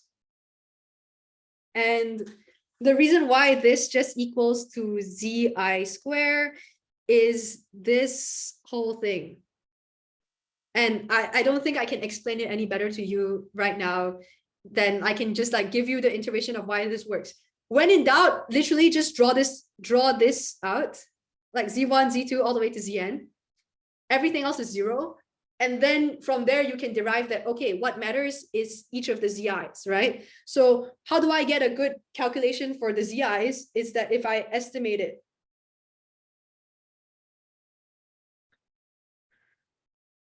And so, so over all the entities, I estimate the ZIs, and then I take the sum, and then I multiply it by this non-random thing, but I multiply it on both sides because it's like you multiply on the matrix by both sides, because when you take the variance of x equals to the expectation of x transpose, when the expectation of x is 0. Sandwich, exactly. Thank you. So when you sandwich it like that, it works. Is there any other questions? This is really, really important. I think that this is something that would be on the final, just because it's a hard thing. And it's completely normal. Like, I'll stay back and answer more questions later about this if you have any questions. Okay, so now we're moving swiftly on to binary dependent variables. This is a much easier topic to talk about. So why do we care about binary dependent variables, and why do we have a whole special chapter for it? That's because when we take estimates for, like, let's say we're given data where y can only be 1 or 0. That doesn't mean that when we are predicting the value of y, we will only get 1 or 0. That's quite impossible. Like, so how this would often look like is that over here, you would have like this, and then like this. And then you would draw a straight line in between. And then this is like the line of best fit, whatever, right? But you can see that the line of best fit can take values outside 1 and 0, and also inside 1 and 0, right?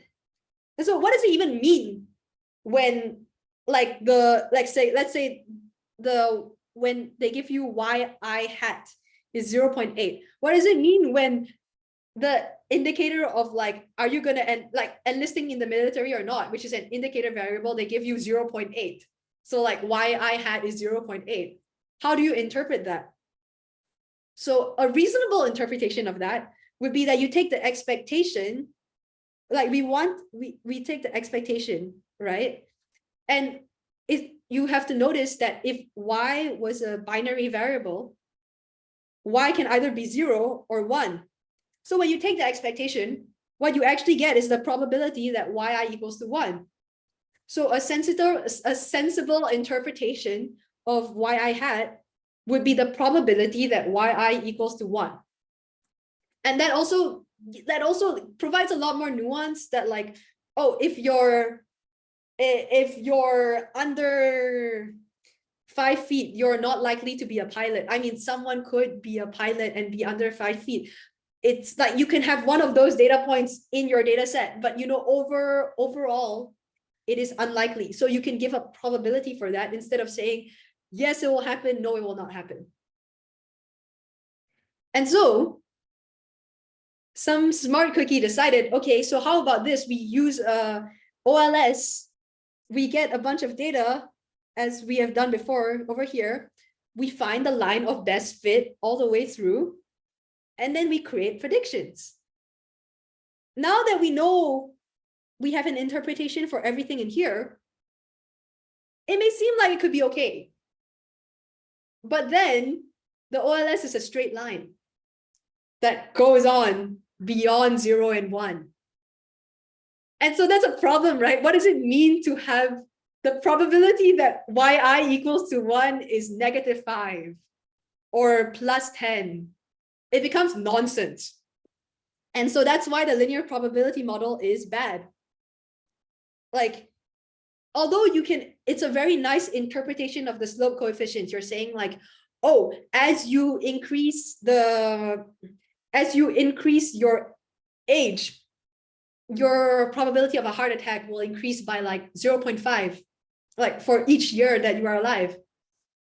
Then wait, by 0.005. Okay, sorry. But also, actually, yeah, let's say it's like by 0.005. Then let's say you live until an old age, and then it goes beyond 1. So that doesn't really make any more sense, right? And not only that, But as I mentioned here, the probability of having a heart attack is not very much different between ages 20 and 30, but very different between ages 50 and 60. And I looked up statistics for this, so you know it's true. So the linear probability model can't account for this. All they can say is, given your age, you are given, you have exactly like one specific number times your age more likely to get a heart attack. So this is why we almost never use a linear probability model, and we should use nonlinear methods. So the Probit and Logit regression are designed around that. Probit uses normal CDF. Logit uses this thing. It really is exactly the same. The only reason why the Logit regression exists is because solving this is bloody awful. Whoa, why is it a square? But solving this, especially in the era of bad computers, is much better. And so how this works is that you compute the maximum likelihood estimator of all of these beta 0, beta 1, beta k, all the way to beta k. And then the interpretation of all of these betas is the change in z value, where z is the thing that you look up on the standard normal table when there is a unit change in x. And this solves all of the problems that we had before, basically. But then this begs the question of what does it mean to be a maximum likelihood estimator? Easy way to think about it is this. Suppose you are given the data, right? And what you're trying to figure out is what model parameters will most likely generate this data. So for example, let's say I'm given this data set that looks, okay, what?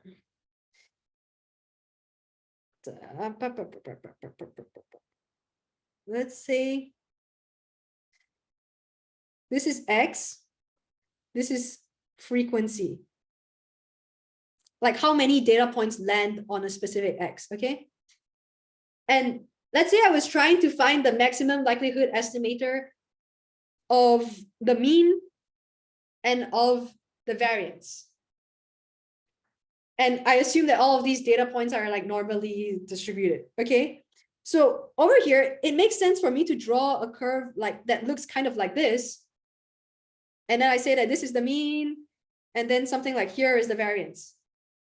And so based on the data, the observed data I'm given, I try my best to rework, like I'm like recreating what the parameters look like that make this data appearing most likely. Does that make sense?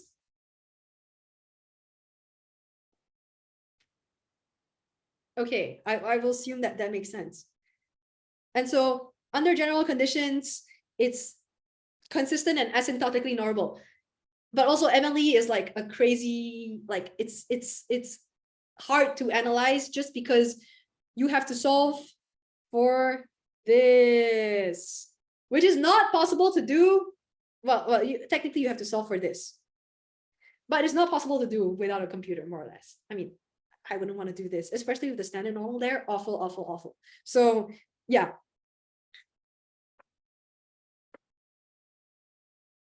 I will now move on to IV. And I really don't want to do IV in 10 minutes, but we will try.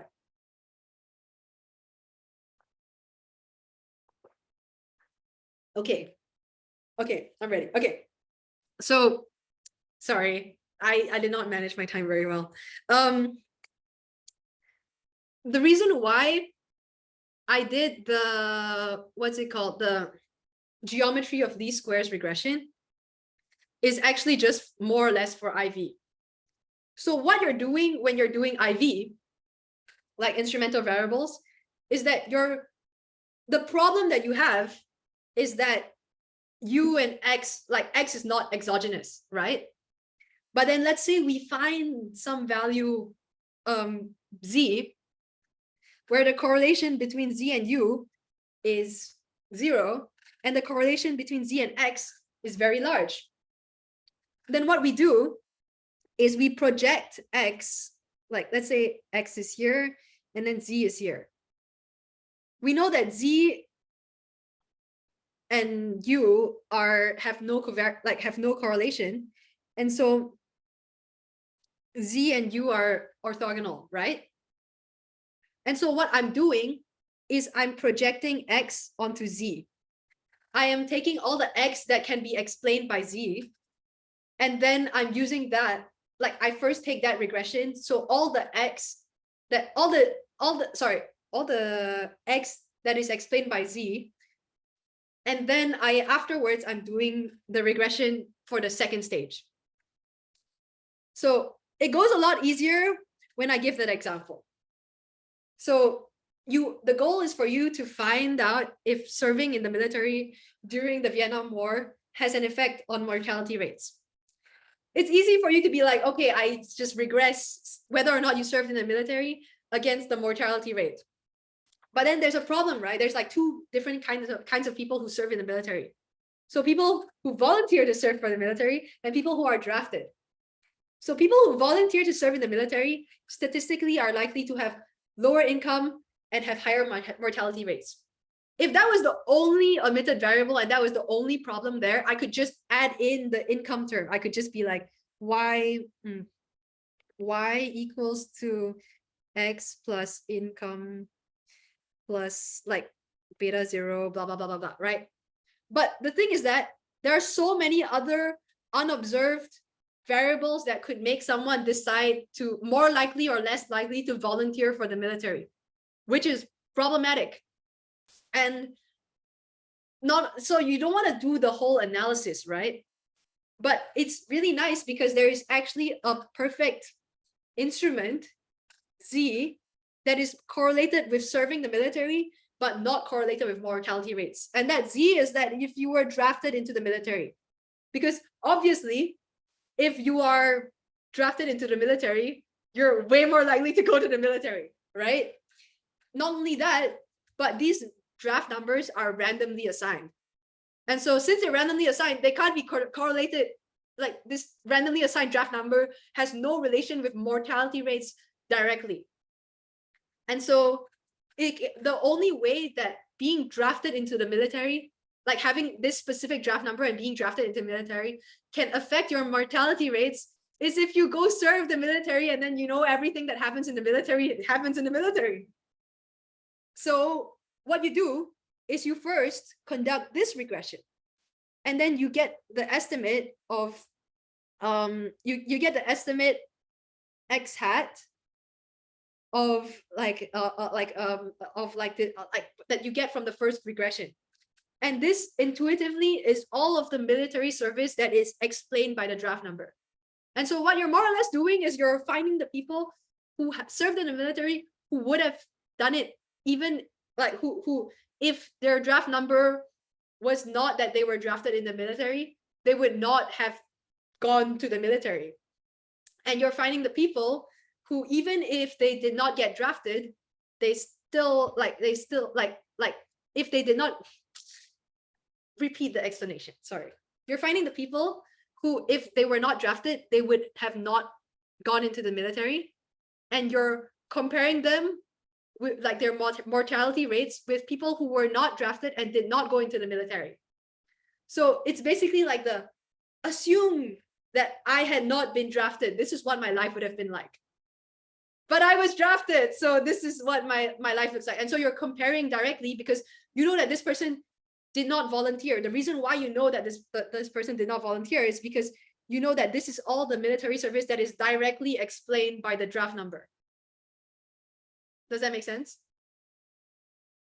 And so when you so now that you have all of this military service that is directly explained by draft number, so what you have is you have this projection x hat, and this projection x hat is orthogonal to the residual, because it is like all the military service directly explained by draft number. There's no omitted variables anymore. The only reason why this person served the military is because they got drafted. And so avoiding the whole volunteering problem, then we can see someone who would not have volunteered for the military. They were, by random chance, they went into the military. What is their mortality rate like? Versus someone who did not get drafted and did not go into the military because they're the same kind of person. And so from there, you run the second regression. Whoa, whoops. From there, you run the second regression, and then you can obtain the two-stage least squares regression. And if you do the analysis, then it works out. And crucially, it's because you chose the correct instrument. So over here, you have to notice that the covariance of Z and U must be 0. Otherwise, you're back to the same problem, right? The problem you began with is that X and U are correlated. If you pick an instrument Z that is correlated with U, then you may as well have not picked an instrument at all. There's no point, right? And so if you do the analysis, then you basically have like consistency and asymptotic normality.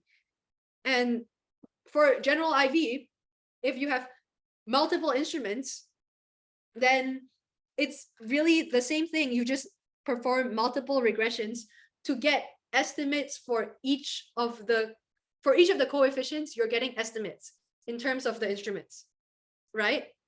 And crucially, you need at least as many instruments as you have regressors, because they need to be in the same dimension. Like as I mentioned before, like how it works is that Z is like this and X is like this. But if Z doesn't have enough dimensions to even be in the same, like imagine if like Z was a line and X was a plane, Z would not be able to like stand in and act as X. And so it wouldn't work. So you would need at least as many instruments as you have regressors. So each time you just regress, like regressor 1 against the instruments plus control. Then regressor 2 all the way until regressor K. And then you get all of the effect of the regressors that is directly explained by the instruments and the instruments only. So all the other explanations for X are removed. We're assuming it's gone. They're all in the error terms VI. They're gone. So this is all of the X that is explained by the instruments and the control. And then we can perform the final regression. Does that make sense? Caleb, yes. Yeah, could you just talk about the biased nature of beta 1 TL or TSLS? Okay, so beta 1 from TSLS is unfortunately biased. Did he ask for the derivation? Well, he was pretty adamant that it's biased but consistent. Yes, okay, so the problem is that, okay, I'm gonna jump back to this at the end because I also need some time to think about it. But assumptions is that you need it to be relevant. And so like instruments need to be relevant and exogenous.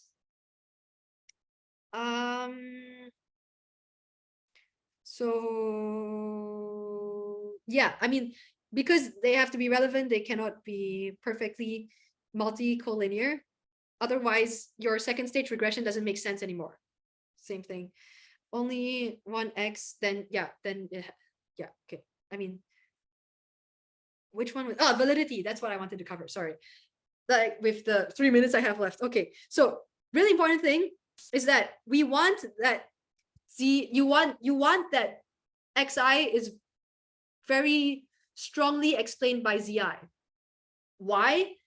Because if XI and ZI had a very bad correlation, then what you would be doing is you would be projecting. Okay, let's say this is XI, and then here is ZI. And then this would be your XI hat. And so it's like there's not a lot of like ZI is not a good explanation for XI. And you call this having a weak instrument, because when you have you have like a huge information loss here from like the size of this vector till the size of this vector, and all of the vectors will look like this.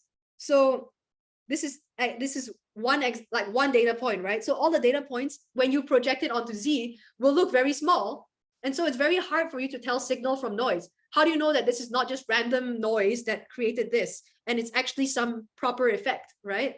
So when you reduce, when the correlation between Zi and Xi is really small, then you lose a lot of the explanatory power, which makes the second stage regression worse. Because, yeah, I guess like over here, it like all of these values would be super small. And while this variance term would still be the variance term that would like there would still be some variance, right? So it's very easy for the explanation of X to be overshadowed by the variance of Y. And so that's why you need them. You need X to be a good explanation of you need Z to be a good explanation for X, because you're removing all the other explanations for X having happened. So when I'm doing the first stage regression for the draft example, when I do that regression and I take the estimate X hat, I'm basically saying I'm removing all other explanations of why someone could have served the military. So if someone getting drafted is not a good enough reason for them to serve the military, then you don't have a very then you don't have a very good data set anymore. Does that make sense? Okay, and then so how do we know if it's a strong instrument? Then that's where you have to conduct the F test. And then it says the F statistic is less than 10, then it's too weak. Like it just is a thing that you have to know. Yes, Maya. Yeah, sorry. When you say like obviously getting drafted is a good reason to serve in the military, but what about the volunteers? Like what did we say about that? Yeah, so the problem with volunteers is that there are some characteristics that make you more likely to serve to volunteer to serve in the military, like having lower income. I actually searched for a study. Having lower income, your mother's education, like your number of siblings, things like that could all plausibly affect your mortality rates, right? If I have lower income, yeah, I'm more likely to die early. Like, yeah, okay. You see what I mean? And so if you cannot, I can list all of these things. If I can list everything that's wrong with the regression, I can just add all of these as control variables. But the problem is that I can't list everything. Like if I said that, this is all the reasons why someone who volunteer for the military would probably die earlier. Okay. Then someone else would say like, you forgot about this and that and this and that and this. And so it's then so what we want to do is we want to find, okay, here is a reason why someone would serve in the military, and it's like a direct explanation, and it has no correlation with mortality rates. Yeah, okay. And from there, so the people who served in the military for that reason, that has no relation with mortality rates, you compare the people who served and the people who didn't serve for that explanation and that explanation only. And since that explanation has nothing to do with mortality rates, then it's fine. Then you're all good, right? Yeah. Okay, now it's clear. Thank you. Yes, so that's how instrumental variables works. The challenge really is to identify an instrument, but I don't think he'll make you identify an instrument. But yeah, I mean,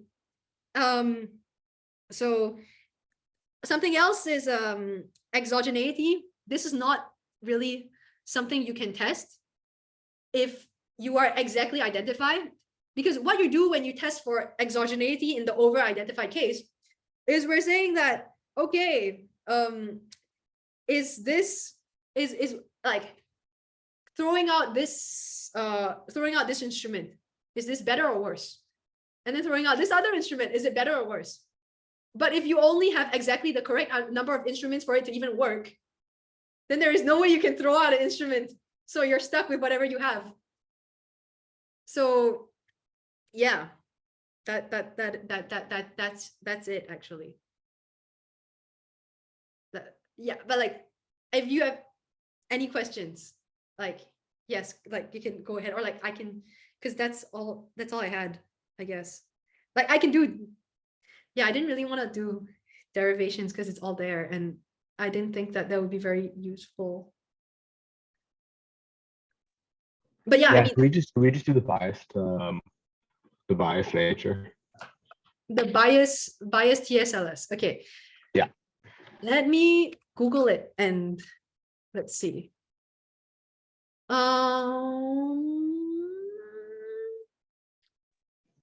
Okay, I can Why would kind it of like explain why I'm confused, because we said that like sorry. covariance. Sorry, I'm in the library, but we said that covariance ZU is 0. Oh yes. Right. So I mean, this is from class. So from class, we say covariance ZU is 0, Yes. but then we get that the estimator is beta 1 hat equals beta 1 plus some UI ZI minus Z bar. Yeah, this, right? Yeah, exactly. So why is that not 0? This is 0. Then why is it biased? Oh, that's because this is only the covariance in the limit in probability. Does that make sense?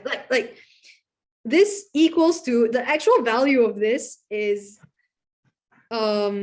Zi minus Z bar, Ui minus U bar.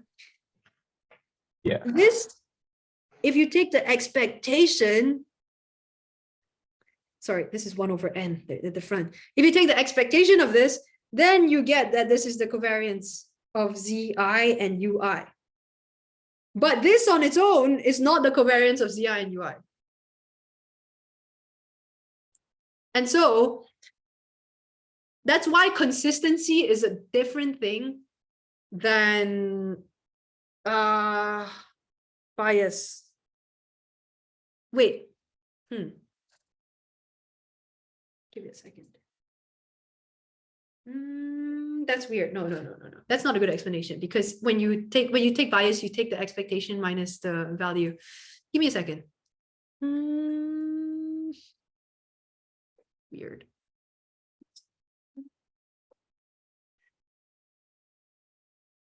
I don't think I have an intuitive explanation other than what the. Okay, there's. Oh, it looks really bad. Why is it biased? Usually it's biased when the first stage fit is poor. Why would it be biased when the first stage fit is poor?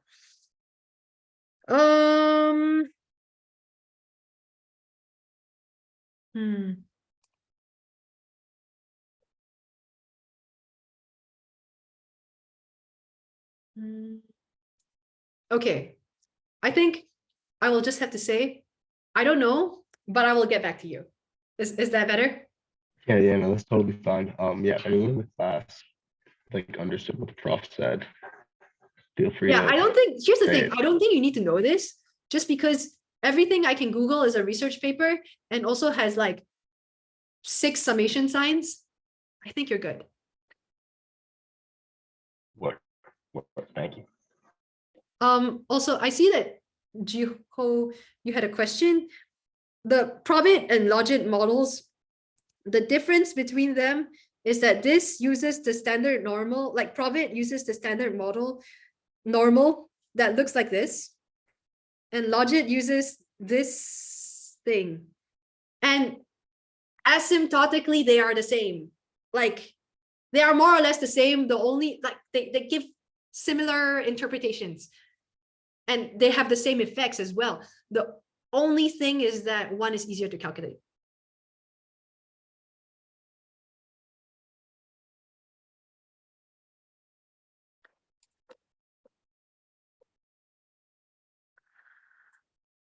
Is that okay? Yes, okay, Madalena. So in class, when we were talking about like logit and probit, he went over 3 different types of assumptions for like X in the error term. So he said for the linear model, you can use covariance of U and X is equal to 0. For regular models, you have expectation of u given x is equal to 0. So like LSA 1. And then for the nonlinear model, you have to use u and x are independent. So these are like 3 different assumptions that sort of mean the same thing, but you have to use them differently in different types of models because they're stronger or weaker. Okay. So what is the question? Sorry. Wait, so My question is, I don't understand, like, how does it change when we're like actually doing a regression? Why would we use the difference? so first assumption is which one? Sorry, I'll write it down. Covariance. So this is like assumes the least amount of stuff in the regression is that the covariance of u and x is 0. Yeah, okay. And then the one that assumes a little bit more is that the expectation of u given x is 0. Okay. And then the last one that assumes the most in the model is that u and x are independent. U and X independent. Okay. Yeah. So this is true. Okay. The reason why I'm not sure why would you ever need u and x are independent. I don't think that's what you use for the linear model. This is what he wrote in class. Which linear model? Linear probability. The non-linear model, sorry. So for like logit and probit, he said you have to use u and x are independent. Oh yeah, because in the logit and probit model, you're no longer, what you're doing is you're taking the maximum likelihood estimator, right? So then what you're doing is y equals to some beta 0 plus beta 1 x, sorry, beta 1 x1 plus dot dot dot plus beta k x k. And we crucially do not put the u in there. And that's why you have to assume that they are independent, because you can't just like take the expectation. Like if I could take the reason why I can just use expectation of u given x is 0 is, remember at the very start, I took the expectation of y given x, and then I got it equals to beta 0 plus beta 1 x1 plus dot dot dot plus beta x k, beta k x k, right? And I'll just write it down. Why am I saying it out loud? That's dumb. Equals to expectation of beta 0 plus beta 1 x1 plus dot dot dot beta k xk plus u, right? And so over here, this equals to beta 0 plus beta 1 x1 plus dot dot dot plus beta k xk plus expectation of u given x. So all we need is the expectation of u given x is 0. And then we Don't get, forget you have to put in the first equation given x. oh, again, always happens. Okay. So all we need is the expectation of u given x is 0. But over here, if I take the expectation equals to this, like if I take this expectation, I can't remove it from anywhere anymore. So it cannot be anywhere related to any of these x's. Does that make sense? Like the weak assumption doesn't work anymore, because like the only reason why it worked before is because expectation is linear.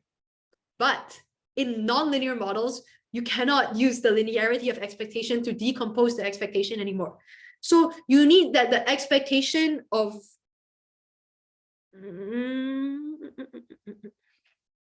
like you need the expectation of like x is completely independent of the expectation of u. It doesn't matter what u is at all. The expectation of x will still remain the same. Okay, so then why would you use the covariance one?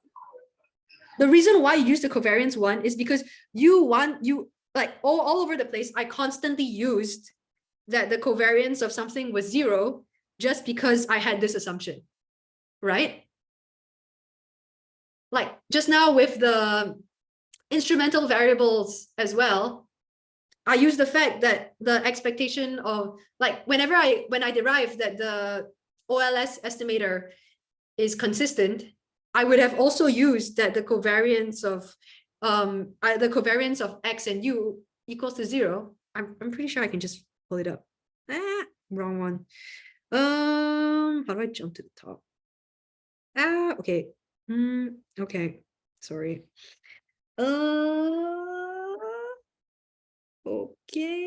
Okay. It should be here. Not.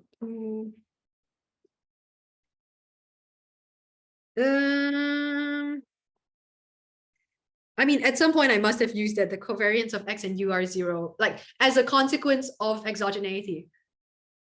So like the reason why you're allowed to say stuff like that is because of exogeneity, basically. Where did I use it?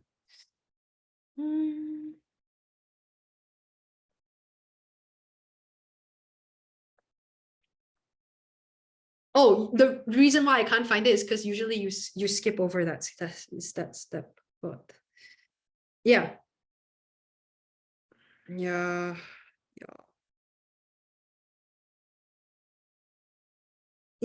here. The expectation of u squared equals to the variance of u squared. Why is that true? Because there's no covariance.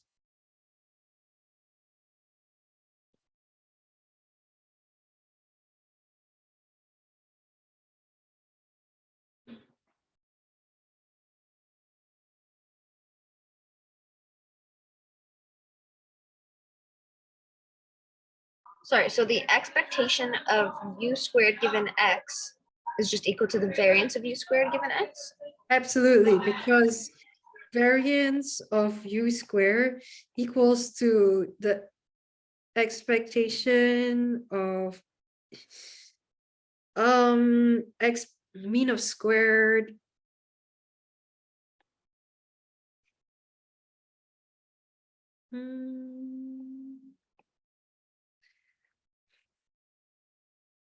it's mean of squared minus square of mean, but yeah, I know. I think it's because the covariance is 0. Yeah. Is it because the covariance is 0? Yes, it should be. I think, yeah. Most probably. Yeah, wouldn't it just be variance of u plus, yeah, something like variance of u given x.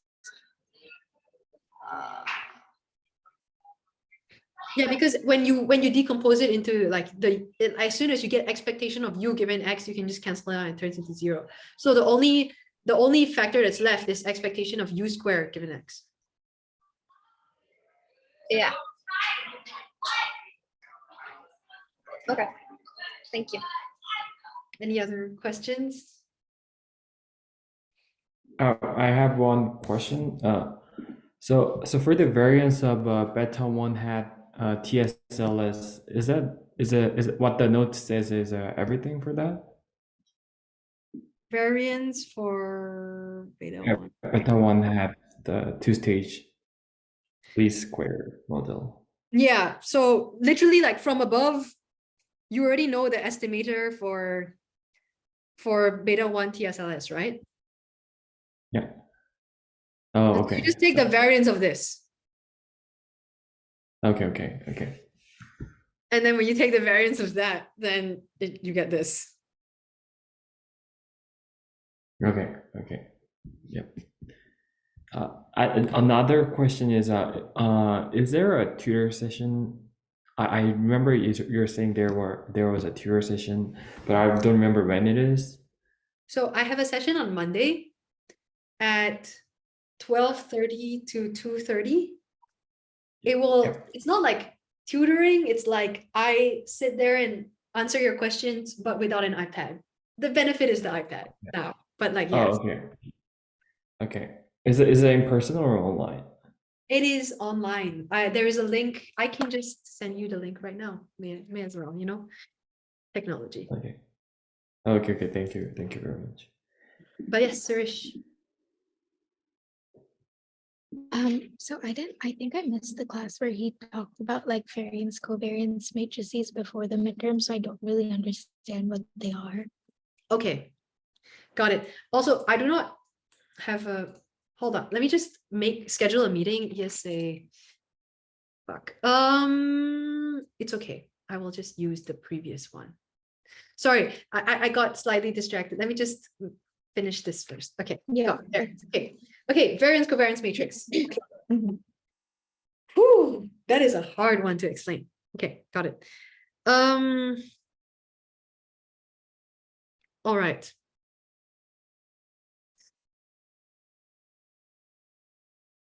Okay. Do you know about the sandwich?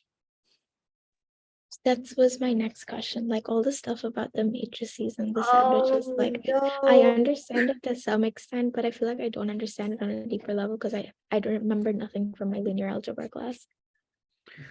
Okay. Okay. Let me think. First thing you should know. The reason why everyone is so obsessed about. Okay. So let's say I want to find the variance of y. That's just the variance of okay.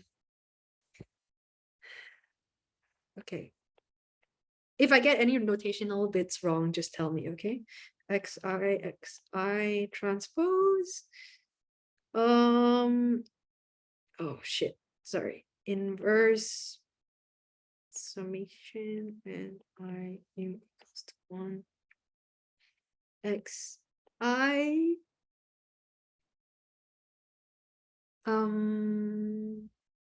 no, wait, sorry. Yes. This is the jeez. Okay. Is that the first thing you should know? Yeah, I guess that's the first thing you should know. So where is this coming? So this is just beta hat as we have derived from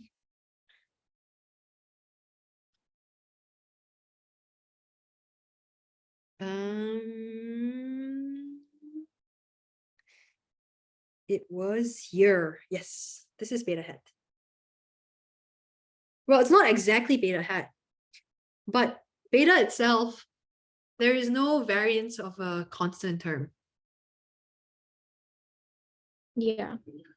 So, I mean, I should just do the full thing then, actually. So how about we start with this equals to yi, okay?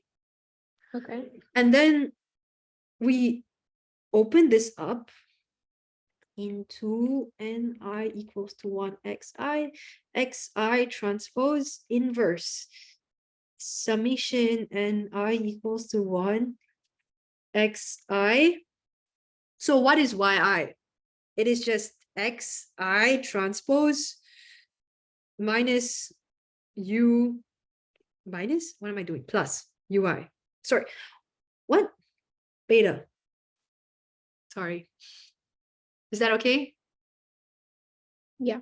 That's the definition of yi. Yeah. Okay. And then we notice that, oh, this is xi transpose. This is the inverse of xi transpose. I can just cancel it out. So then I get xi transpose inverse sum ni equals to 1 xi ui. Because this thing, like this part canceled with this part, you get the beta on its own, and then you have this part left, and then you get the rest of it there. Make sense? Yep. Okay, but the variance of the constant term is just, it's the same. So this is just, woo! I've never done that before. I've always seen it being done, but I was like, it's always so cool. And I've never done it, but now I have. Okay, this equals to the variance of this. Agreed? Sorry, so it's xi. The last term is just xi ui. Yes. Because This is just, you know, it doesn't have a variance. It's just a term in itself. okay. This is all algebra. It's nothing special. Okay. And then afterwards, when the thing that actually has a variance here is this one, right? Because you know all the xi's, they're just your data. You have it. So what is the wonky thing that's messing everything up? It's ui's, right? And so over here, if you want to find the variance of this, there's this cool thing that the variance of x equals to the mean of x squared, mean of square minus square of mean. Yes, mean of x squared minus expectation x squared. Yeah. Does that make sense? Yep. Okay, so then this just equals to expectation of, I am so glad I just figured out how to use the copy paste function. Jeez. Okay, here we go. And then we take this, we square it. Okay, and then minus the expectation. Wait, but why is x equal to all of this? Wasn't this the variance? Well, I mean, variance of anything equals to the expectation of that thing squared minus, this is, okay. No, no. This is I know placeholder. that. I know that. Placeholder. Make sense? It's a placeholder. Like, this isn't actually x. This could be anything. Like, variance of literally Okay. anything. Oh, okay. I thought you moved on to x. Sorry. Oh, no. This is a general property, okay? Variance of Formula, yeah. anything ever, like any random variable. Right. Variance of any random variable is the expectation of that random variable squared minus the x minus, okay, the mean Yeah, no, I got it. of the squares minus the squares of mean. Okay, so Yeah. then when we take the expectation of this buddy, whoa, can I just paste it? No, I can't. Oh, geez. Okay, sorry. Nope, I need to grab the whole thing. Okay, duplicate. Okay, this thing, okay, squared. Good. Yeah. Perfect. So I want to prove to you that this equals to 0. And then all you need is this. Attention is all you need. Okay, yes. Yeah? Yeah. Okay, so how do I prove that that's 0? Have you ever heard of the law of iterated expectation? Yes. Okay, so then you must know that, oh, and this square goes on the, fuck. Okay, no, so that makes sense. Once you condition it on x, all of it goes, and ui given x is 0. Perfect, you got it on your own. So makes what is sense. the expectation of this? What is the expectation of this? So what he has been hiding from you is that all of this is just matrix algebra.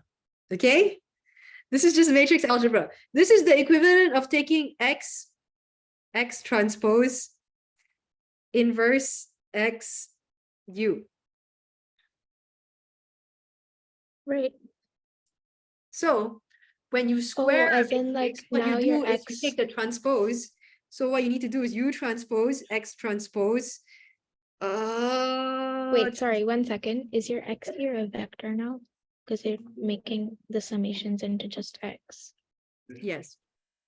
Okay. Am I allowed to do that?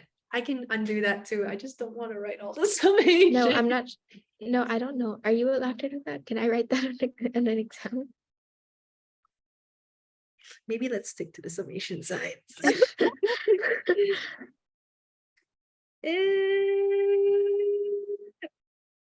Okay, we shall do it the proper way. Okay. Very, very uncool of me. I'm sorry about that. Okay, so this equals to, and I equals to 1 xi t inverse ni equals to 1 xi ui. This should have an I here. Okay, and then the trick of taking the square of a matrix is that you do this.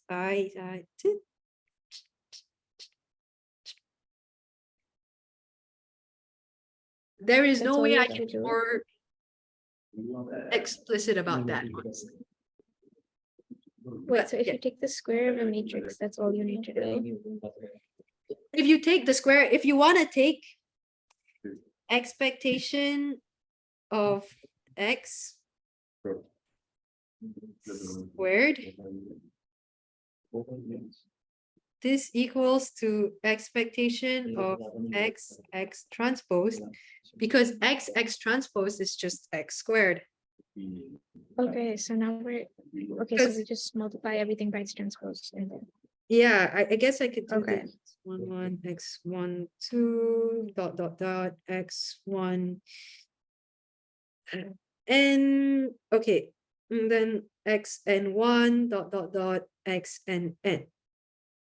And then if I multiply this by the transpose, what I would get is x11 x12 dot x1n. And then here, this would be x and 1. So you can see what I'm doing is I'm multiplying this into here. Okay, it's just x squared. And I keep doing that down and down and okay. down. And I just get x Yeah. squared. Isn't it great? Okay, no, yeah, that makes sense. So when you multiply by the, when you multiply it by the transpose, then you get it back. Not Okay. only that, but special fun fact, this is deterministic Symmetric. matrix. So I could just slap this on the side and I equals to 1 xi t. Wait, so that's, so deterministic is like symmetric, so the transpose is the same thing as the regular one, right? Sorry, did I just say deterministic? This is symmetric. Yeah, okay. It is symmetric, yes. Because Okay, for the perfect. same exact reason, right? Like let's say I took like x, oh geez, xi, like if I took, this is the matrix. If I took, wow, I'm bad at words today. Okay, let me just pull this out and then we No, can, I understand what you're trying to say. Like, okay. I know that, Yeah, yes. it's symmetric, right? So you just Yeah. put it on the other side. It's happy. Okay, perfect. Yeah. And then this is the sandwich. This is the sandwich. This is the sandwich. When you have a symmetric matrix on both sides, sandwich, you have, Oh, okay. here's the actual non-deterministic, I mean like, and then over here, I mean, here's the actual part. And then Yeah. on this side and this side, this is just sandwiching it because it's symmetric. Okay, so you have like the sandwich variance thing, and you do it whenever there's square of something, which is why you can put the symmetric matrix on both sides. You do it whenever you have a variance in general, more or less.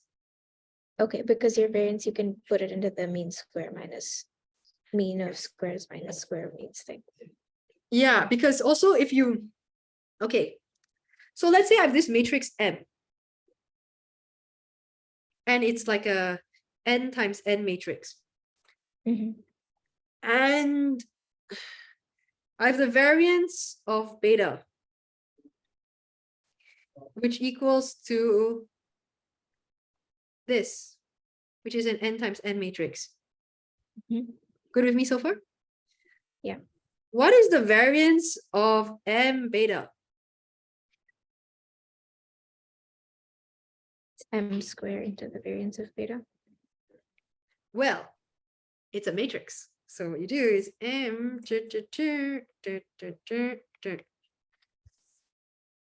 when this is symmetric, this just equals to m. This is the sandwich. Oh. Okay. So it's The same, okay, okay. Because So that's this how is you actually square actually- it, right? You multiply it on one side and then you multiply it on the other. You can't. Yeah. Yeah, okay. And so that's the sandwich. And then what was the other question again? Sorry. There was what was the- My initial question was like the variance covariance matrix. right. So if you are a happy camper and life is good, Mhm. the variance covariance matrix is just a variance matrix. Because Okay. how it works is that for each observation, let's say x1, x1, x2, x2, dot, dot, dot, xn, x, poof, okay, dot, dot, xn. This is the covariance of x1. Fuck. Sorry, I can't say that. It's okay.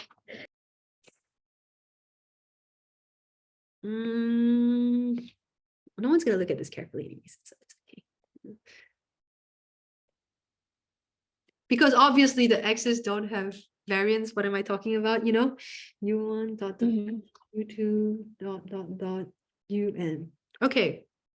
Okay, so then we take the covariance of u1, u1. Blah blah blah blah blah blah blah. Everything in here is the covariance. Let's say this is I, this is j. Is the covariance of ui, comma, uj. Sounds good? Okay, got it. Yeah. So, in your ideal perfect world, what does this look like? All the covariances will be 0 and only the variances, the main diagonal will remain. Exactly. Ideal world. It looks like, literally, it looks like sigma 0 square, and then 1, 1, 1, 1, 1, 0. Yeah, okay. Because you want all of them to have the same variance so that they're IID. But And you don't want that there to only be is when you anything have here, the, but right? that only happens when you have the homoscedastic assumption. Exactly. But the Okay. happy little thing is that you never really relax that assumption unless you're doing time series, which is not tested. So it's all good. It's all good. You're chilling. Okay, But okay. you remember with the cluster, the problem with the clusters is within the clusters, okay? Let's say I have like U1T,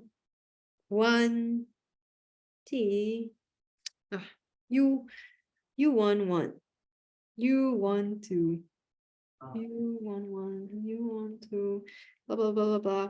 And then I have like until U1T, blah, blah, blah, U1T. And then I start with 2, 2, 1, dot, dot, dot, U2T.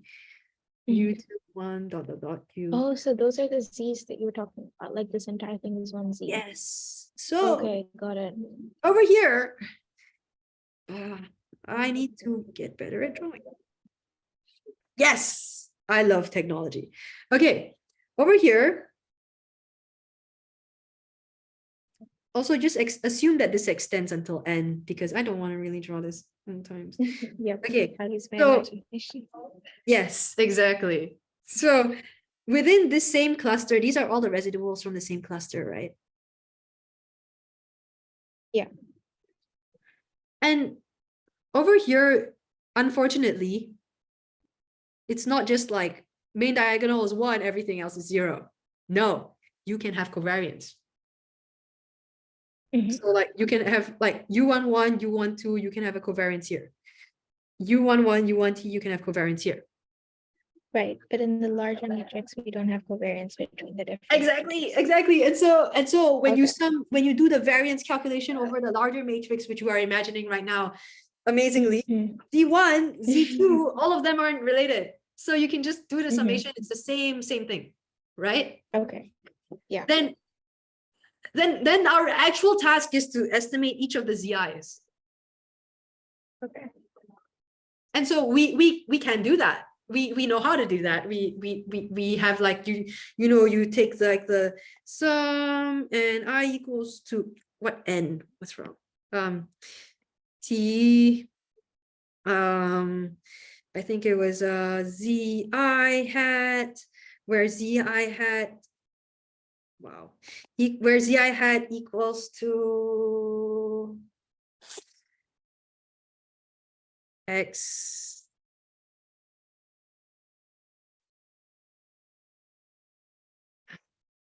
My memory is not great. I think it was n. Oh, this was n, 1 over n minus 1. And then you have the zi hats. I'm just gonna look at it so I don't make a fool of myself. Come on, buddy.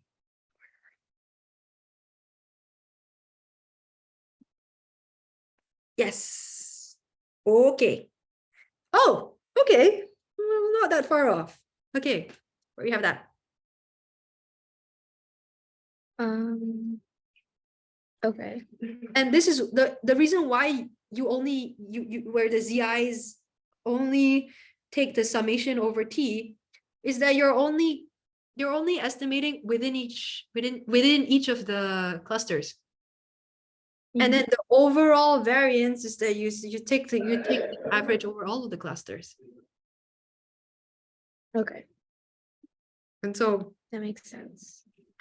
and then that's how you get the important thing. Okay, got it. And then I also have like a really basic question, which Also- I feel like was covered. Yeah, I'm sorry, but like I just realized I didn't stop the recording. You don't mind being recorded, right? yeah, no, that's fine. Okay. Yeah. So like whenever we try to use the weak law of large numbers, the entire like multiplying by root n thing. Okay. And then like when you divide by n and sometimes you divide by root n, like that stuff. Okay. So, whoa, the reason why that we multiply by root n is because we're trying to add in some values of n to the thing, right? And we know that this only holds asymptotically. Right. So as we want to show that, as n goes to infinity, this gets better and better and better. And so let me just open the proof of consistency. Hope I didn't write all over it. There we go.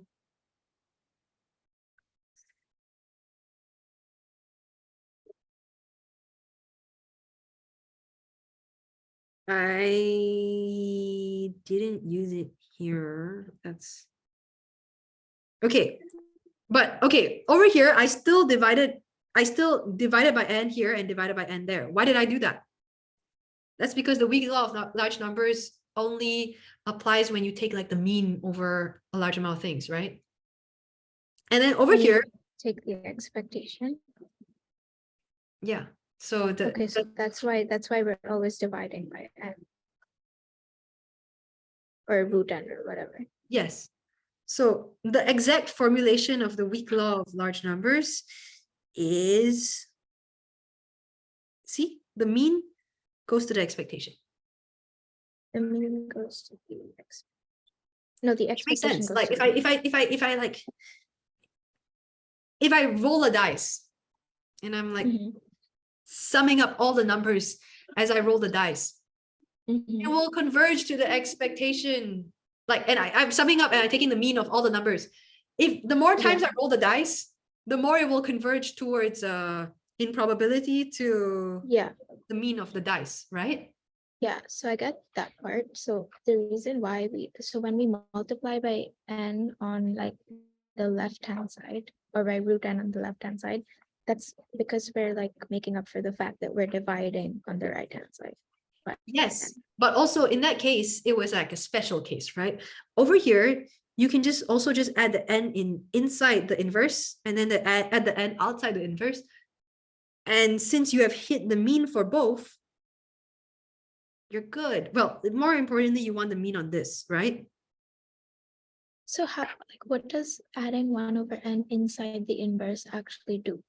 Okay. Like, isn't there some sort of algebraic manipulation for something you have to do when you're putting it into like the inverse of the thing. The reason why we put a 1 over n inside the inverse is because we know that xi times xi transpose is more or less on the order of n. It goes to infinity as fast as n does. So if I divide it by n, then it becomes finite. Oh, The problem over here, if I didn't divide it by n, would be that even if this goes to 0, if this went to infinity, it means nothing. 0 times infinity is undefined. right. So what I need to Okay. do is make this finite and this go to 0, and then you know that you multiply them together, it goes to 0. Okay, got it. Yeah, those were the questions that I had. Oh, okay. Wow, awesome. Yeah. Thank you Wait. so much. Do you mind? I'm going to stop the recording. Yeah.